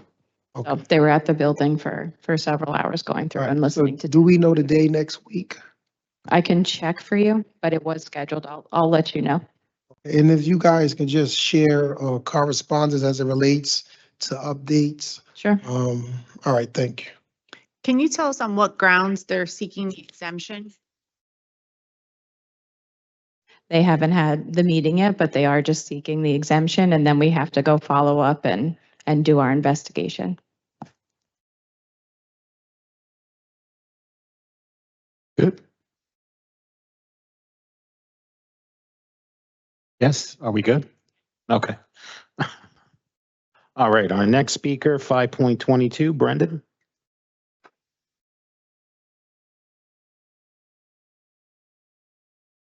Good evening, council. Now, today I would like to bring up the phone call we heard earlier this evening. Kevin was informed he'd receive a call back. It's been 2 weeks. He has not called back. The logical assumption Equity must have made is he burnt alive in his apartment because the fire alarm went off and nothing happened. We never found out. This sort of sums up Equity most days. Now, last time I spoke, I focused on the math behind affordable housing, the difference between claims and reality. I also invited you all on a bike tour after your workday tomorrow, that Thursday. Unfortunately, nobody wanted to come, even when I offered to rent e-bikes to make it a little easier. Tonight, I want to focus on a different kind of math, the kind the city refuses to do. Let us examine the 527 rent-controlled units at Portside Towers. Each of those units is legally entitled to a properly filed rent roll, a resident superintendent, and uniform security depending on how those meetings that were just brought up goes, and a legally valid landlord identity certificate. Each of those Each of those things is required by law, and none of them are currently in compliance. Let's say the city enforced just one violation per unit per day. That's 527 violations. Now multiply that by $2,000 per violation. The amount in ordinance 260. Over $1 million a day from one property. Just imagine how many other properties there are in Jersey City that are in violation of these rules. Given the amount of messages I have seen, I refuse to believe it's just one property that's in violation. And this is not a budget hole. This is the budget solution to the city right now. This could help fund the Department of Education. This could help fund and build roads. And my question is why? What is more expensive, upsetting a politically elected landlord or continuing to let thousands of tenants live in legal limbo while the city pretends it can't afford to act? This isn't just about Portside, it's whether Jersey City enforces the laws it already has. I would argue if you refuse to do the math, you might have answered the question. Let us focus now on what the city could do with the money. We could fix the roads. We could build proper bike lanes. We could probably hire multiple public safety officers to deal with e-bike riders who don't know how to use an e-bike. We could keep people safe. We could have pools, swimming. Heck, we could probably build that second-rate art museum. And we could do this all by just enforcing the laws. Please, take care of it. Also, I'd like to extend my bike ride offer. I'll throw in a beer. Bye. Our next speaker, 5.23, Drew. Good evening, council members. I started coming to these meetings when I was 26 years old to seek out your help to enforce Ordinance 260. If you remember, around this time last year, I stood before you on the evening of my 27th birthday, spending it here with you all. I was thrilled to be here. I'm now 28 and still standing before you seeking your help. It's kind of crazy to see how much can change as one gets older, your career trajectory, your friends, your personal lives, and so on. However, one thing remains unchanged: progress on enforcement of the city's rent control laws. My friends and family constantly ask me, what's going on with rent control? What are the council members doing? And when I tell them it's been years in the making with no substantial movement, they're flabbergasted. I guess I am too. Or maybe I'm just numb to it and expect nothing week over week, month over month, year over year. But here we all are, to advocate for ourselves, our neighbors, and the broader community, to advocate for all of Jersey City residents, because we all know we aren't the only ones affected by Ordinance 260. Your consistent efforts to ignore us only perpetuates an us versus them mentality, one that differentiates the classes, one that holds the power against the people, and the other that are the people for the people, us.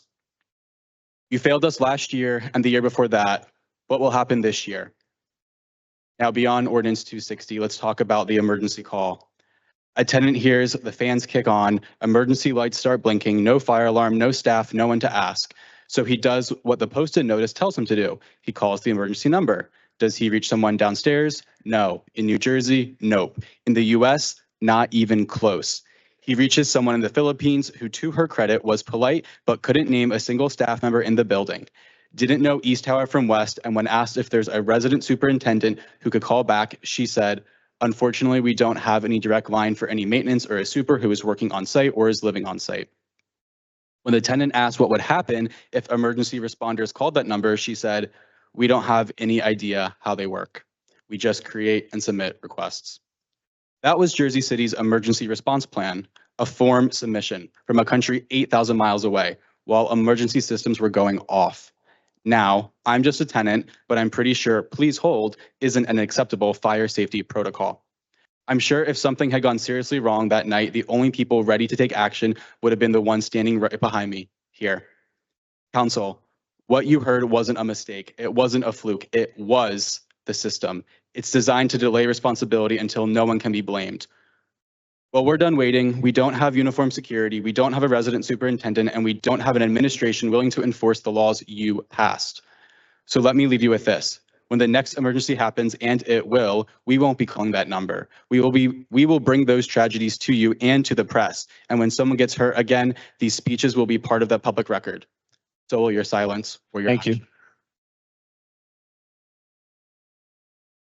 Our next speaker, 5.24, John. Hi. Since nothing seems ever to change, drafting these speeches pretty much seems to end up being a case of finding different ways of saying the same things in some attempt to break the monotony. The trouble is, it's still really tiresome. It's tiresome having to come here and ask you and the administration over and over to do the same things, to ask you over and over why the same things still haven't been done. It's tiresome to always receive the same response from you, which is stony silence, apart from tonight, it seems. It's been 283 days since this council approved the most recent amendments to chapter 218-1, which is the requirement for buildings such as ours to have 24-hour uniformed security on duty. I don't understand why it's taken so long for a response. We've been bringing examples to you for months, and only now do we hear that Portside has asked for an exemption. But I should point out that under your own ordinance, 24-055, the city has until April 1st to complete an inspection. So what happens if we don't make that? Can anyone say what happens if you don't make that deadline? No?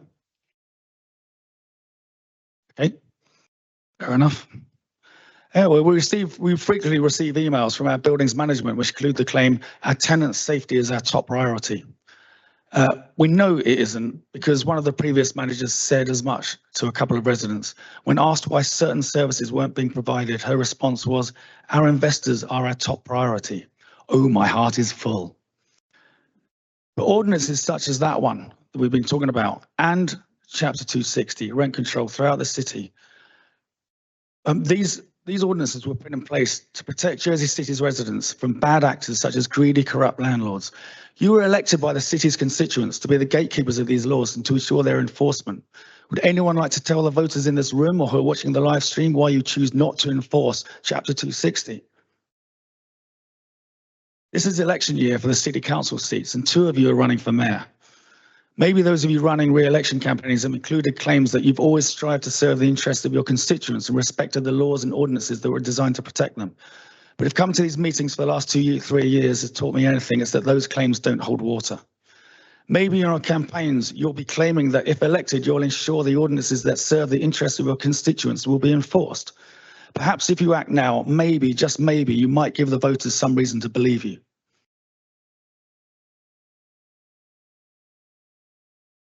Our next speaker, 5.25, Mel. Hi.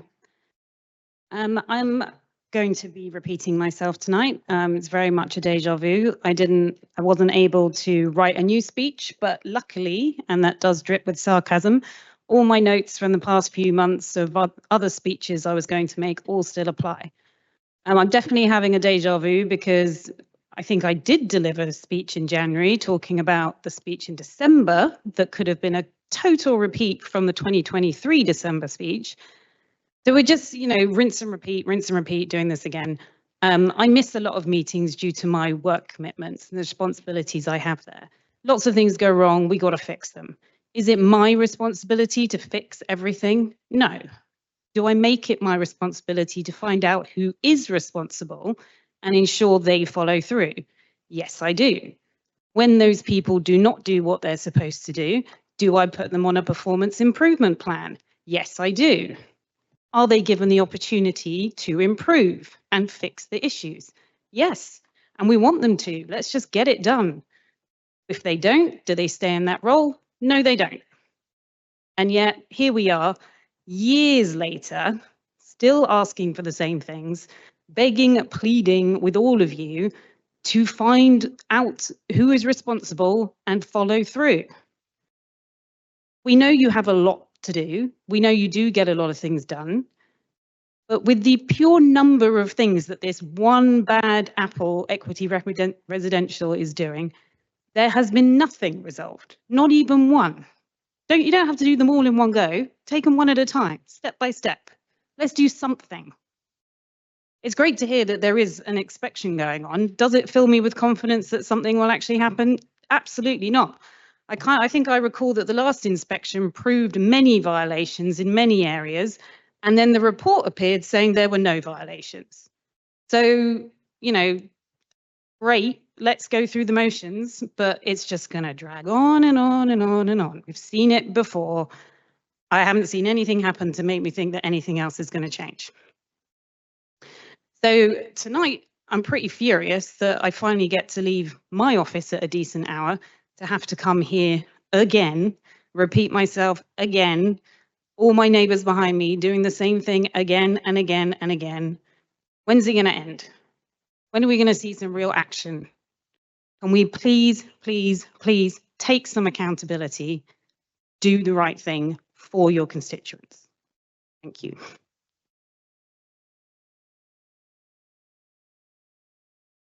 Our next speaker, 5.26, Michelle.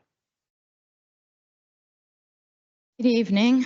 I want to address a pattern we've seen from both Equity Residential and Mayor Fulop, a repeated claim that tenants at Portside are dragging out the process, that we're to blame for delays in courts, that our complaints stem from how long everything is taking.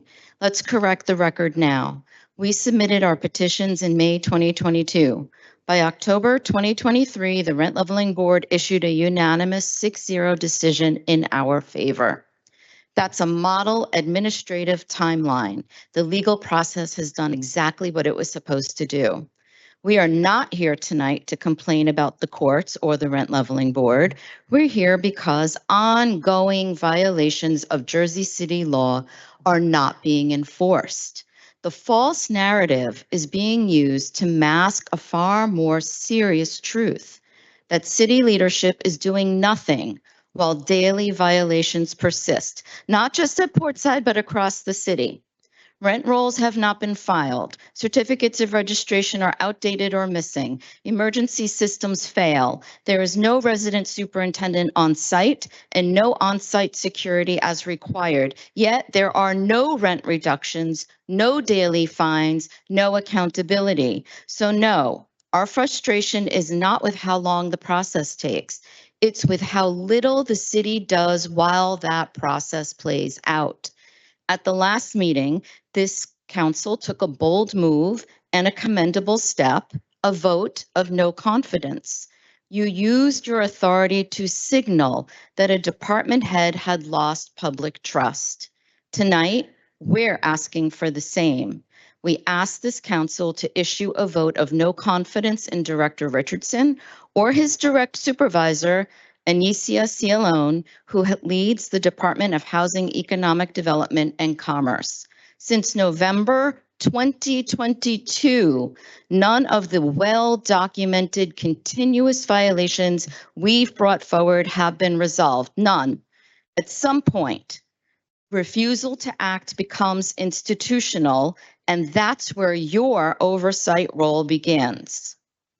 On March 14th, Mr. Edelman and Mr. McKinney stood beside us in federal court, not just as co-defendants, but as defenders of tenant speech and private communication. They brought their A game, and I was proud of them. Council, we will be equally proud of you when you bring yours.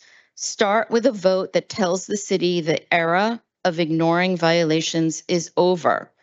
If anyone watching this video has anything to add to help protect tenants, please contact us at blowthewhistleJC@gmail.com. Thank you. Our next speaker, 5.27, Alexandria.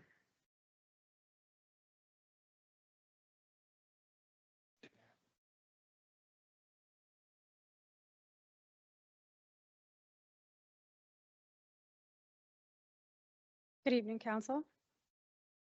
My name is Alexandria. I'm a downtown resident and voter and York Street Project Professional Council member. I'm also a Class 5 cannabis retailer at 535 Newark Ave in Ward C. I'm speaking tonight to urge you to vote nay on 25-216, a resolution supporting Kind Buds and operating a standard Class 5 retail cannabis business at 545 Newark, just 124 feet away from my approved location. This would mark the fourth legal dispensary within a 3-block span. When I applied to the Cannabis Control Board in 2022, I did so under ordinance number 21-053, which explicitly states 3 times that the main entry door of any cannabis establishment subject to a Class 5 license shall be separated from one another by a distance of at least 600 feet. While this ordinance allows micro businesses to operate closer together under certain conditions, like what has happened in many of your wards, both Kind Buds and my businesses are standard license holders. I fully support a free market and fair competition, but I also invested my entire life into this based on the expectation that the ordinance would be upheld and that I would have at least 600 feet of separation from another retailer, standard retailer, I'm sorry. A core goal of the ordinance is to promote equity and entrepreneurship. Approving a dispensary just 5 doors away, especially one with parking, would put my business at a severe disadvantage. As a minority woman from a community disproportionately impacted by the war on drugs, I do not expect entitlement, but I have earned my opportunity. My background includes working at New York's most compliant medical dispensary, cannabis certification from Meriden College, participation in the Parabola Center for Policy, years of experience in the regulated cannabis space, serving on York Street's council since 2022, organizing toy drives for PS 27, participating in Hudson County Community College's cannabis education events, sponsoring Cannademics, supporting the Jersey City Creators Market, and really immersing myself in community engagement even before I applied. This applicant was tabled twice by the Cannabis Control Board on August 14th of 23 and June 24th of 24 due to concerns about oversaturation, proximity to existing dispensaries, and lack of community involvement.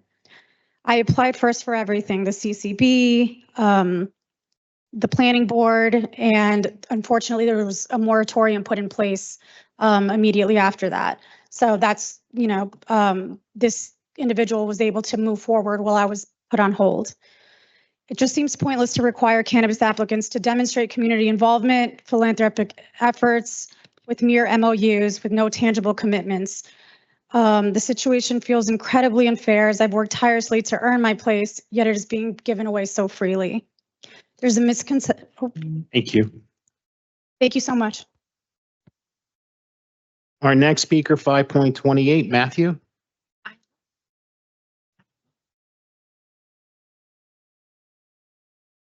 You, Matthew? Okay. How you doing? All right. There's a misconception that cannabis businesses generate through revenue to coexist like restaurants or other retailers. But due to Section 280E of the Federal Tax Code, cannabis businesses cannot deduct expenses like payroll, rent, application fees, licensing, legal costs, or construction, operate in razor-thin margins because of these limitations. For dispensaries selling the same products within a 3-block radius would be unsustainable and contradict the language and intent of ordinance. Cannabis businesses must rely on volume to offset overhead costs that cannot be expensed. I respectfully ask for your support in upholding the ordinance and ensuring fair competition by voting nay on Resolution 25-216. I thank you for your time and consideration, everyone. Thank you very much. Thank you. Our next speaker, 5.29, Erica. Erica D. No. No. Next speaker, 5.30, Josh. Josh A. No. Okay. 5.31, Nadine. Nope. No. 5.32, Ralph. Ralph S. No. Yeah, like he left. Okay. 5.33, Natalie.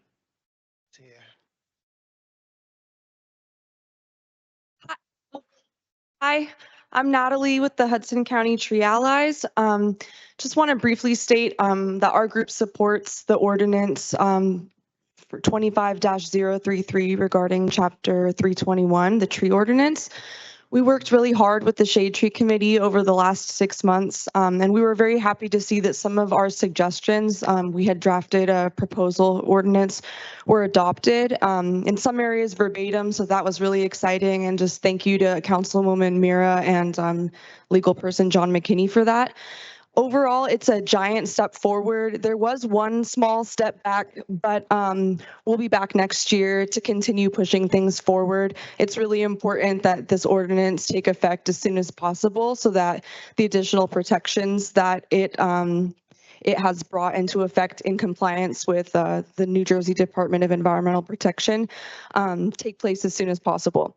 So for the second reading of this ordinance, you'll only hear me voice support and address any potential opposition. But tonight I'd like to draw attention to one element of what we had originally proposed that didn't make it into the ordinance. And I'd like to do this more than anything because we have elections coming up and several of you are running for mayor and some to retain your seat here. And I'd like for it to be in your minds and like inspire some thoughts. Because this part of the proposal that we made honestly goes beyond what the Shade Tree Committee can legislate on its own, because it involves building, zoning, planning, and perhaps more departments that I'm not aware of. It's something that a mayor could definitely help champion. We are proposing that modest height and setback variances or other incentives be offered to private developers in exchange for designing around large trees where possible, particularly trees with proximity to the public right-of-way. Some of you might remember the issue of the magnolia tree on Route 139. There was efforts to see if it might be transplanted. It can't be transplanted. Our proposal would preserve a tree like that. There's also a gargantuan tree on a raised lot in the back left corner of 81 Palisade. It's 48 inches wide, diameter at breast height. It's one of the biggest trees I've seen in town.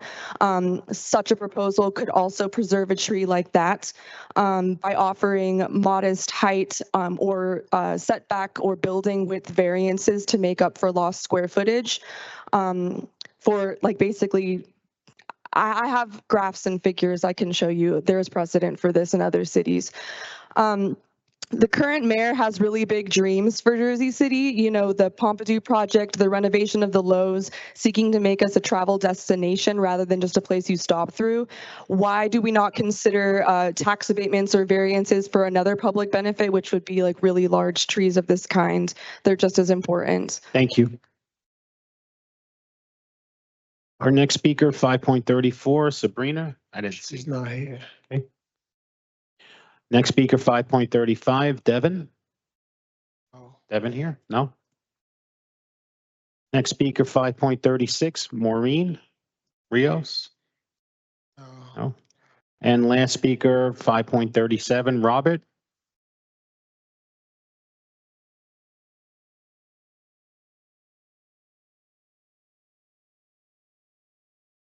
Hi, I'm Robert, also with Hudson County Tree Allies. I just want to add my voice also in support of the amendment to Chapter 321, the tree ordinance. Basically Natalie has said everything I want to say and more. Definitely, I want to thank the Shade Tree Committee for its work and for hearing our for incorporating our suggestions. Naturally, there are things that we would hope to strengthen in the future, but I just want to voice my support for the passing of this ordinance. Thanks. You. Brittany, I just have a few follow-up questions. So with respect to the uniform enforcement, how does that process look? So if someone calls and say a building is out of compliance, well, we think a building is out of compliance, they don't have uniform security, subsequently an inspector goes out? Yes. Yep. And where's this inspector from? The last one that went out was Office of Code Compliance. So Office of, wait, Quality of Life can go out as well. I believe Joe Barrow went out on this. Joe Barrow is, Code Compliance. that's Joe, oh, so Quality of Life go out? Either one, yeah. Which either one can go out. In my opinion, yes. I know Joe went out on this one. Okay, and then if they see the infraction, they'll write it up, right? Correct. Okay, wait, why do either one, wait, because Quality of Life is in a different division versus construction code. Code Compliance, yeah. No, Joe is able to But go on. code compliance is under construction code, no? Oh. Well, they're in the same building. They're not what Quality of Life is, for sure. Construction code has their own inspectors that are for buildings that are under construction that they're not built out yet, but code compliance is for all the other issues that pop up. What I'm saying is Quality of Life and code construction is in two different offices, correct? Yes. Quality of Life is under city prosecutor, right? Correct. Yeah, so that's what I'm saying. Public safety. But they both have the authority to write tickets, I Yes. guess, so that's why, okay. Correct. Yep. All right, now, as it relates to this, port side, right? I'm requesting, if it's determined that they're not going to get exempt, at the very least, if we can impose fines from the inception of the ordinance to the date in which they filed for exemption. Because if there's a big lapse in that period, would that be a part of the negotiation? I'll discuss it with you, but there was a violation issued that I know that is out in the municipal court right now.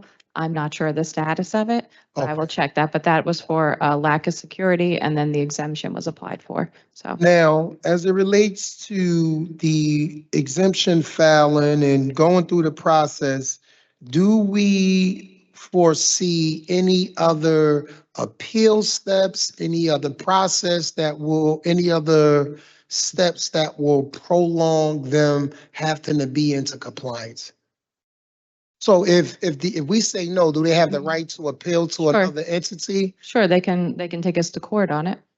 But there's nothing else from a municipal, like they can't go to a board that we, No. have, nothing like that. Nope. Okay. Okay. You good? All right. Just to be clear, the exemption, exemption expires April 1st.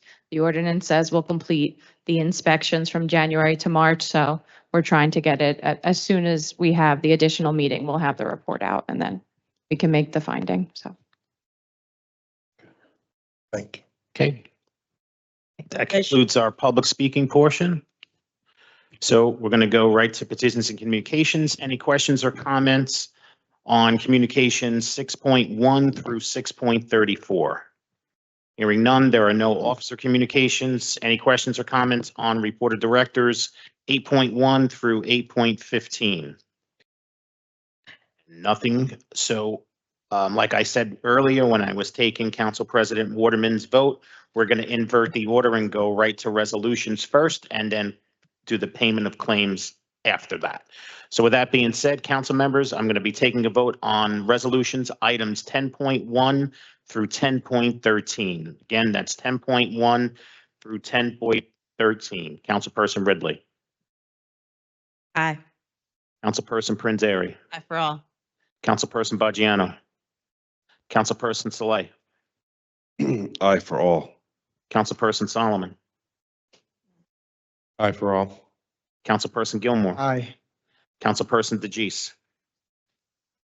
Items 10.1 through 10.13 are approved 8-0 with Councilperson Rivera absent.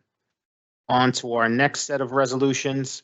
That would be items 10.14 through 10.24 with the exception of 10.24, which has been withdrawn. So we're going to go 10.14 to 10.23. Councilperson Ridley.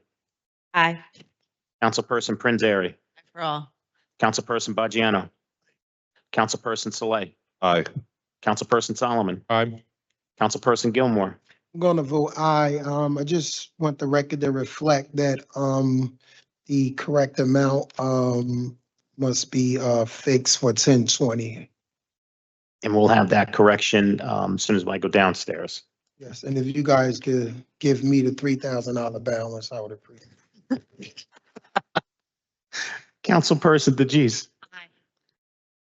Items 10.14 through 10.23 are approved 8-0 with Councilperson Rivera absent and 10.24 has been withdrawn. For the balance of our resolutions, yes? Can I say something before you go to the end of the resolutions? Sure. On 10.29, resolution 25-216.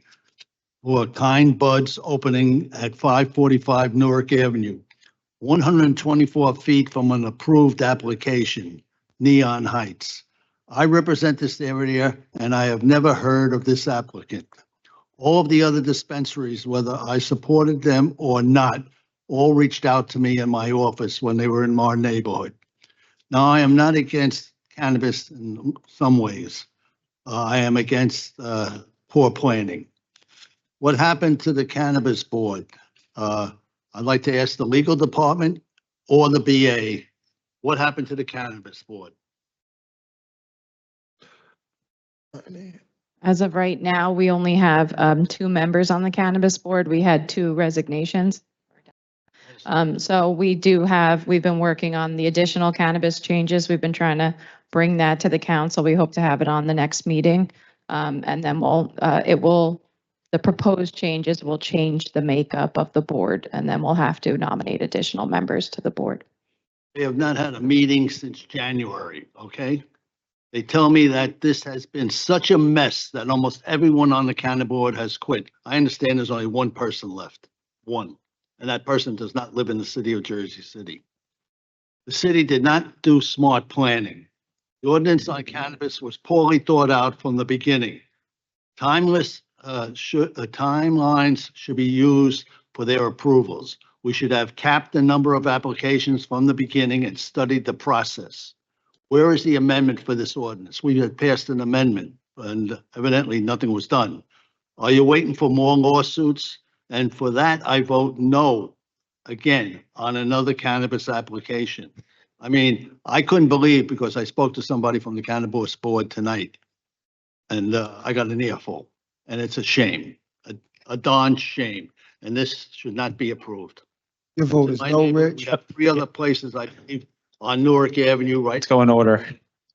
So Councilman, I appreciate your comments, but before, I didn't take the vote yet, so, Yeah, well, I want to let the people know, the council people know what the heck is going on. okay.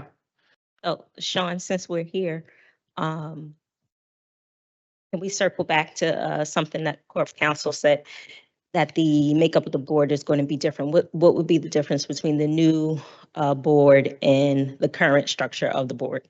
Sure. Currently, it is a 5-member board. In the new ordinance draft, it would be a 7-member board. We did have issues with quorum issues or people having to recuse themselves, and that was an issue. So the mayor isn't going to appoint any new members until that point? Like, we're not going to restore the current members of the board? Councilwoman, the idea was that we didn't want to create confusion, so we would introduce the 7-member board and then members in accordance to those 7 spots. We didn't want to backfill certain spots and then say we're adding additional spots. We wanted to make it transparent. Okay. Is it like 5 people and 2 alternates, or is it like full 7? Full 7. Residency requirement as well, or can we make sure? That's still being discussed, but Okay. Yeah, I think, we'll have it for you next week. yeah, We're looking into the issue as to whether or not we could require it. yeah, I think the alternates are extremely important, because if we run into the issue we had with a 5-man board, with a 7-man board, then it persists. But if we can have, like, I don't know, 2 layovers or whatever, I think that'd be great. With the 7-member board, they can act with 4 people. Here, with a 5-member board, they needed 3, and it caused some issues. Okay, and we anticipate this being before the council next meeting? Yes, yes, the one council member absent, well, one of the 2 has some additional comments, and then we'll be presenting it to the entire council. I'll send it to you before it hits the agenda.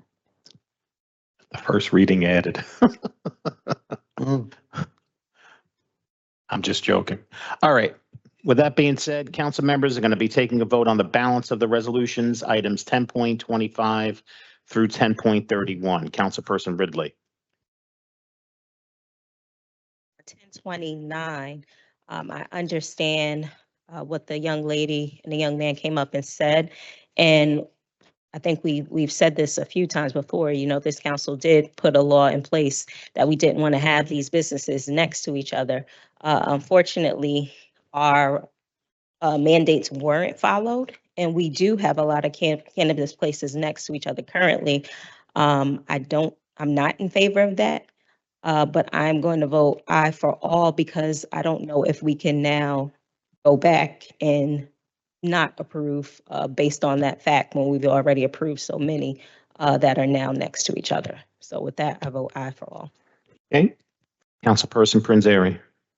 Abstain on 1029, aye for the rest. Councilperson Bongiano. No on 1029, aye for the rest. Councilperson Saleh. Vote no on 1029, aye for the rest. For 1029, the applicant didn't even reach out to Councilman Bogiano, which every applicant in Ward C, even though they know they're going to get a no vote from him, they still reach out. They still do the courtesy of reaching out to his office. And also the community impact plan doesn't really address the Jersey City Ward C community as well. I'm not against the applicant. I think another location and a better community impact plan would definitely take this a long way, and also a little more outreach to the ward council person. Thank you. Councilperson Solomon.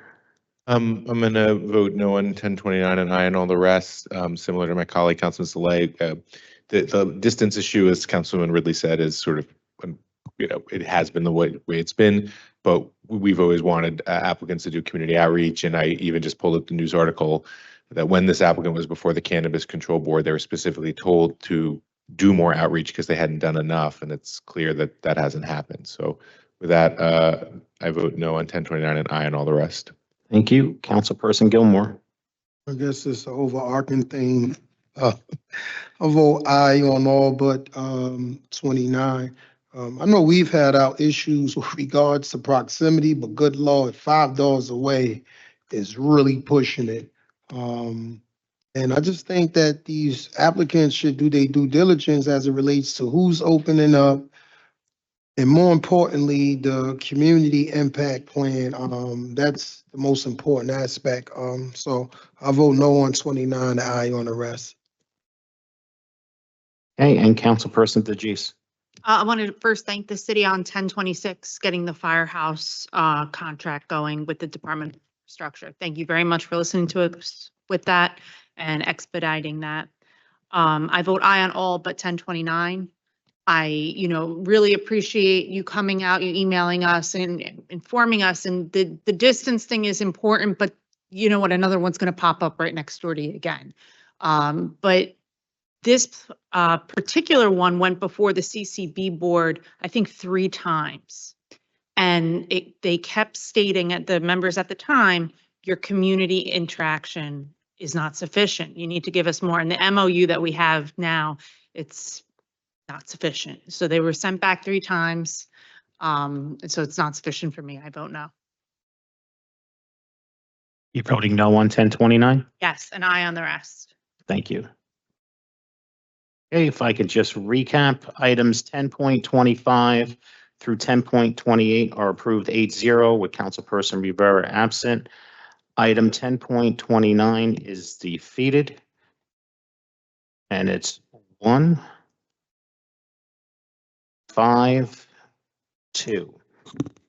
The one lone approval vote was from Councilperson Ridley. The abstentions come from Councilperson Prinzary and Council President Waterman. So Sean, can I ask a question? Sure. I guess what happens, because we keep going back and forth with this, I think this has been an issue since we started these applications with the distance. So, okay, we did not approve this one, but we've approved others. Where does that put us as a city legally? If when Kind Buds comes back? So, yeah, they can challenge the decision of the council. We've had multiple litigations about it, particularly with the 600-foot rule. And as the cities use the time of application rule, as long as there is an applicant in for the city council resolution of support, we've allowed those applications to go through. That action has been upheld by the courts and in the different businesses that have challenged us. So here, the business can challenge the council's action. Okay, so the businesses that have challenged have gone through, even though our law said that we didn't want them next to each other. Right, there are businesses that are open within 600 feet. Okay. Sean, I just want to say on the record, recently, I think it was yesterday, we had a incident where someone discharged a firearm in the vicinity of the annex in a city building, and a lot of our employees were not aware of what they should have done in this situation. So I just want to urge Corporation Council and the BA, if we can have some type of plan implemented in case of emergency, so our staff know what to do. As I understand it, some staff were just ducking under their desks and things like that. There was some other requests made. I don't know from a financial standpoint if we can do it. And I just want the record to reflect. I remember when we opened this new building and we did a press conference, and I said that while I'm happy to see new development come to Ward F, in particular on MLK, I'm not taking a victory lap for a public safety building, because I wholeheartedly know and understand that when you're trying to address violence, you don't address the symptoms, you address the root causes. And this is something that I was scared was going to come to fruition, because when you don't invest in the probability or the likelihood of someone possessing a firearm, and you just begin to take victory laps for a public safety building we spent X amount of millions of dollars on, it's counterproductive, right? It's good for headlines to look really good, but unless and until we start to really address the root causes of violence, intervention on the front end early on, we're going to constantly have these issues. So I just wanted to put on a record that, as a whole, we just have to do better when it comes to combating gun violence, right? And a simple fix-all solution by putting a building in a high crime area is not just going to deter crime, because most criminals don't care about the law in the first place. So I just wanted the record to reflect that. And I'm thankful that none of our city employees got hurt. None of regular pedestrians walking or driving by got hurt. I just wanted to put that on the record motion. Sorry, I hold just wanted on. to add to that. If we could just ask a request for the, BA and Corp Council administration to, send a note to all the employees, just both, directing them, what to do in these situations. A couple reached out, asking for us to look to see if we can have our security guards stay the full length of when employees are there. I don't know if that's the case or not, but they seem to think that folks leave an hour before most employees leave. Just, doing a full review of everything at the annex would be great. Council, just for the record, the mayor and I had also received similar notes, and we tasked Director Shea and Kears to come up with an action plan, mostly driven by Director Kears with OEM, and then also having the public safety involvement. But once we have that together, we'll furnish it to the council. Okay. We're not closing yet. I still have to, we have to take a vote on, we still have to take a vote on the claims. And Sean, I think Rich wants to vote on 1029 one more time. Councilperson DeGise, did you want to say something? Yes, in regards to 1029, there was a reference that there are 2 illegal dispensaries in the area. Can we, send sort of enforcement or inspection out there? Because that is a growing problem too. I see them in my neighborhood, but specifically those came up. Anybody has information on those addresses, they can come to me after the meeting. And can we also, just to piggyback off of that, can we have a list of, I know we passed laws around the smoke shops and they need to be registered with the city. Can we get a list of all the smoke shops that have registered? No, the ones that are registered. The legal ones. Yeah. Councilwoman, that's held in Commerce with Director Maynard Woodson, so we'll get that. Okay. Yep. Thank you. Okay. Anything else? No, you're good, Sean. Oh, I might as well thank the Quality of Life Task Force for the work that they did this last week in shutting down an illegal establishment selling weed in my ward. So thank you for that, and know that more of this is going to be coming. Okay. I also want to thank the journalists here documenting all of this. All right. Someone's got to thank them. All hearts and minds are clear, so we can move on with the meeting. I'm not asking the question again. Go ahead, Sean. We're good. All right, we're going to be taking a vote on claims and addendum number 1. Council members, claims and addendum number 1. Councilperson Ridley. Aye. Councilperson Prinzary. Councilperson Baggiano. Councilperson Saleh. Aye. Councilperson Solomon. Aye. Councilperson Gilmore. Aye. Councilperson DeGise. Aye. Claims and addendum number 1 are approved 8-0 with Councilperson Rivera absent. May I have a motion to adjourn at 8:30 p.m. Motion made by Councilperson Prinzary, seconded by Councilperson Gilmore.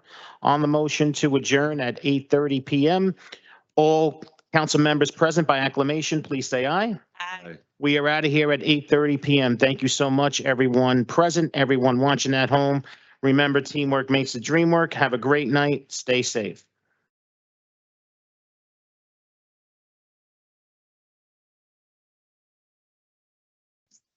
Okay.